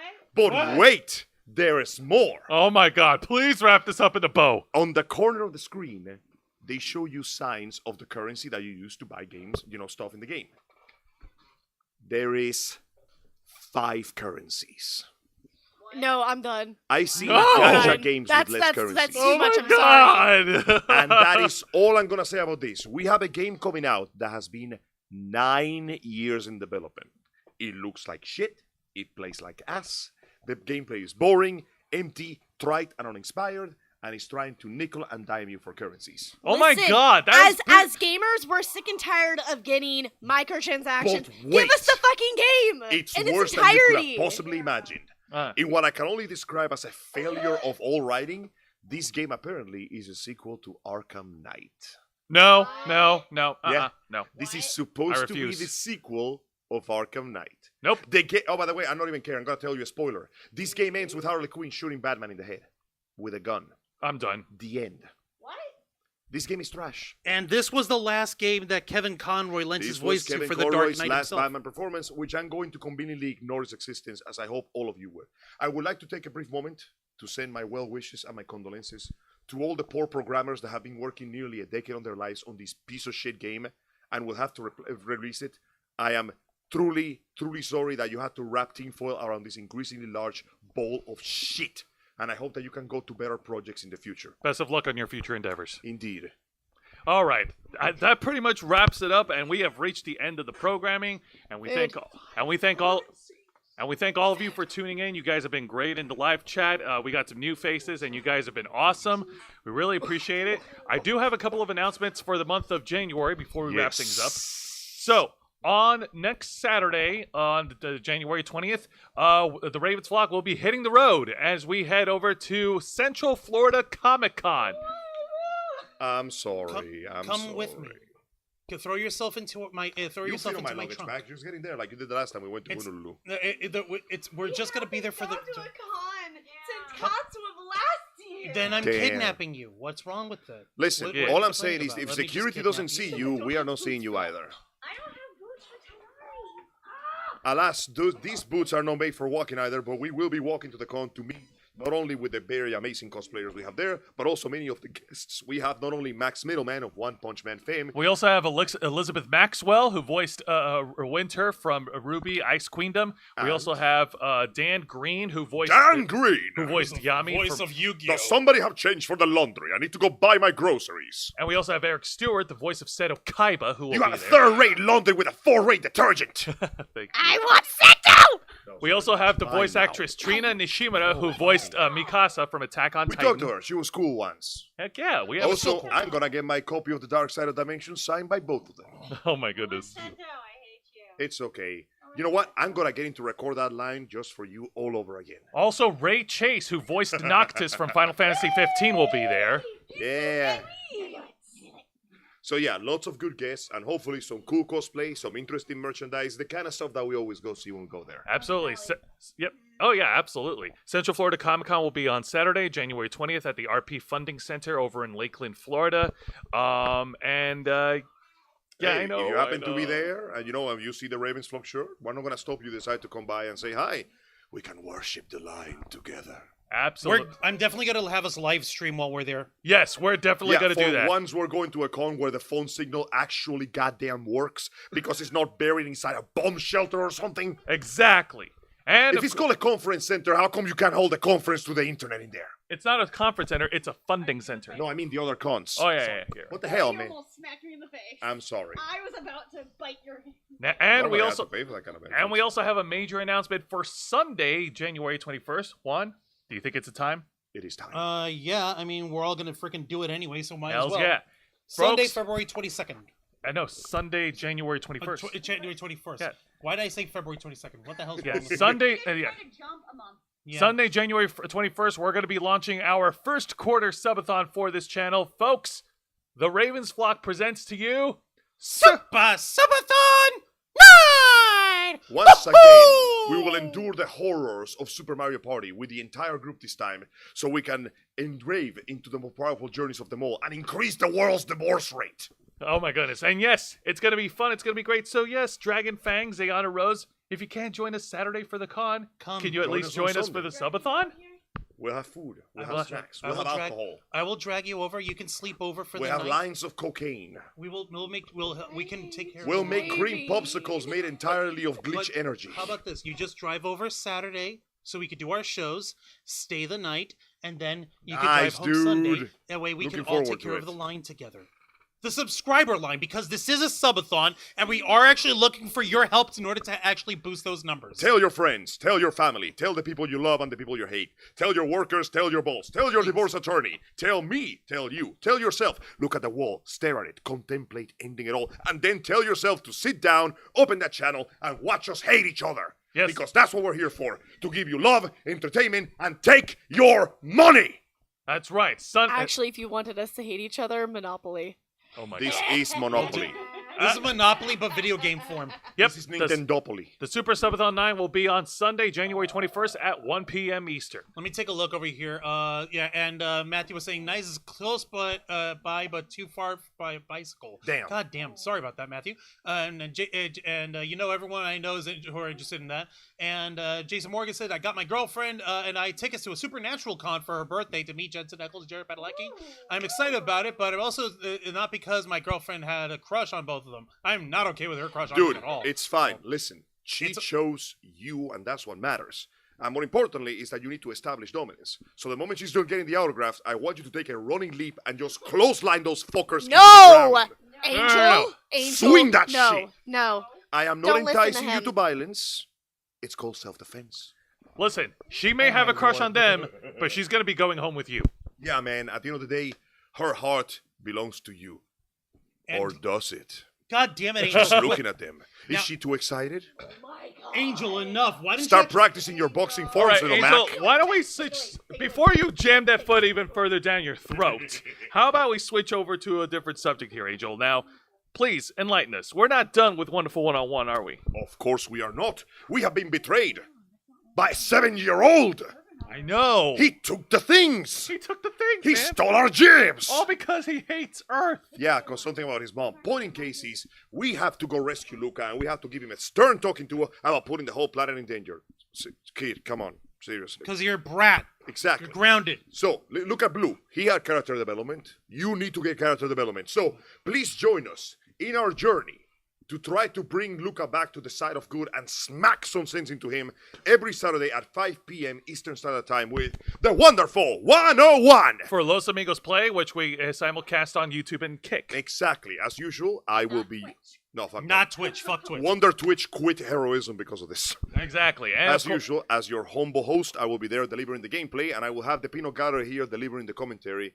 So, I hold the hammer there. Yeah. They will never replace me because I will replace myself. They'll replace you with AI Angel. Angel. I swear to God, if this whole saga doesn't end with me getting into a fist fight with digital me, I'm going to be really... I want some Digimon movie shit. Can we actually get a movie about AI Angel? No! Please, Yeah. no. It's called iRobot, and it had Will Smith in it. It was actually kind of okay. It was good. All right. You have let's so gotta die. Guys, let's go ahead and wrap this up. Right. And of course, for any wrestling fans out there, you can tune into my program, Wrestle Rewind, every Thursday night at 10 p.m. Eastern, right here on YouTube and Kick. This coming week, we'll be returning to our regular formatting, where I get to review WWE NXT, AEW Dynamite, and finally TNA Impact Wrestling, and it's going to be a lot of fun Yes. and a lot of hijinks between me and Juan. Yes. So Jose gets to cover the best of the worst of those three programs and check And if them out. something gets particularly horrible, I might jump in that ring and join you guys too later. Absolutely. hilarious. Now, of course, before we get to all that, we have a show on Wednesday nights, don't we, Juan? Damn right, and that's my program, The Black Files, the uncensored and uncompromising interview and review program of the Ravens Flock. We normally, if you notice over here on this program, we took care of a whole bunch of different stories in the world of nerd and pop culture. But on The Black Files, we just hone in on one story, and we dig as much information as we can. We have ourselves a good debate, a good chat about it. Sometimes we'll get at each other's throats or get on each other's nerves, but we'll come out with it with a better understanding. Now, this past Wednesday, we actually talked about how there were some new announcements in the world of Star Wars. There's like the development of the Mandalorian and Grogu movie. We've got more stuff coming in for live action for animated series as well. And people like the final season of the Bad Batch as well. And people on the internet yelling and calling for its impending doom before it even got out of the gate. Guys, please, we know how this works. Let's wait until it actually comes out, and then we can bring out the torches and the pitchforks and the rotten tomatoes and the eggs. Wait. Let it ferment like your fury. Like cooking crack. Okay. You know, like that Angel- one guy from The Bad That's Breaking. He cooked Juancho, meth. we gotta cook! He cooked meth. Oh, yeah, same thing. All right, and we basically also talked about how folks were crapping on the Rey Skywalker movie that's coming out with the new Jedi Order, and they're trying to like blah, blah, blah, blah, be stupid about it. Like I said, please wait. Make your decision once you have an impression. I know it's fun to speculate, but let's wait. I know people say dumb shit online, especially directors. Let's wait. Oh, by the way, I would like to have a moment to clarify something that is very important. I apologize for dragging it out, but this is important. What is it? It's about the new director of the new movie. What's her name again? Oh, Charmaine Obaid-Chinoy. Right. She Yeah. says some dumb shit online. That's fine. Everyone does. I'm talking about the second thing she said that people are taking her to task for. The When thing she where said in an interview, enjoy making men uncomfortable. yes, Yeah. I would like to take a moment to clarify this.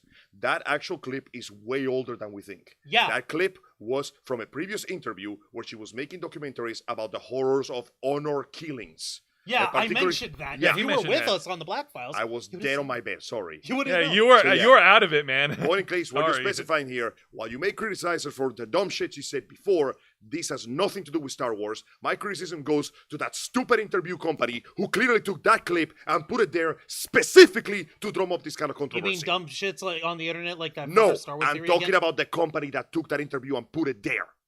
The company put it there ages ago, and these guys are digging it up. No, they brought it back earlier from the actual interview companies. The media outlets brought it back. That's where this whole thing started. They literally are excavating. Like, this is why I want you guys to not overreact early. The media companies feed on controversy, and they will dig out shit out of context just for you. You don't have to like her as a person. You may not even trust her as a director, but please do not take what is being said out of context here when you can clearly criticize her for the first shit she said that was actually dumb. Okay? If we're going to complain about something, let our complaints be properly accurate. The target of the complaint deserves that much. Please. Okay, fair So you enough. see this kind of passion, you can get that on my program, The Black Files, Wednesday nights at 10 p.m. No, and it's we, okay, it's and okay, we you're good. usually carve in deep Damn, man. on a single story, Bring usually that on the energy darker next time side on The Black of Files. nerd and pop culture. I will, I promise. All right. Better. And of course, tune into our main show, the number one show here on this channel, which is The Ravens Flock, every Saturday night at 7:30 p.m. Eastern, right here on YouTube and Kick, where we, the motley crew of nerds, will gather with you and discuss the latest news and topics circulating in the world of nerd and geek culture. Whether it's a slow week, a busy week, or even a dead week, there is something in the air to talk about, and we'll pull it down and share it with each and every one of you. Now, we appreciate all of you for tuning in right now. You guys have been fantastic in the comments, in the live chat, and some new faces there as well. Everything that we've been doing on this channel, from our shows, to our subathons, to our watch parties, to our con appearances, to our interviews, everything that's all been done from our desire from 2013 to make your voice our mission. And that's not a theory. That's a fact.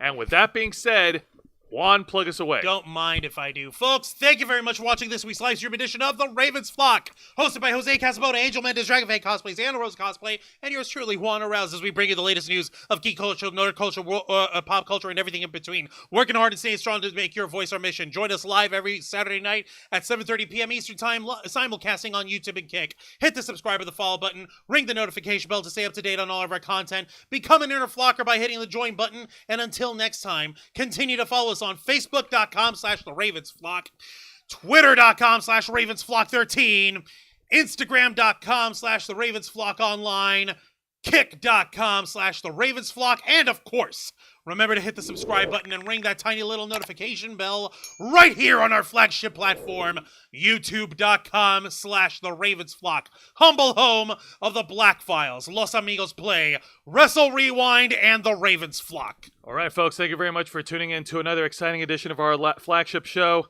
Nerds watching all over the internet, We are the Ravens flock, and Sag-aftra, you suck.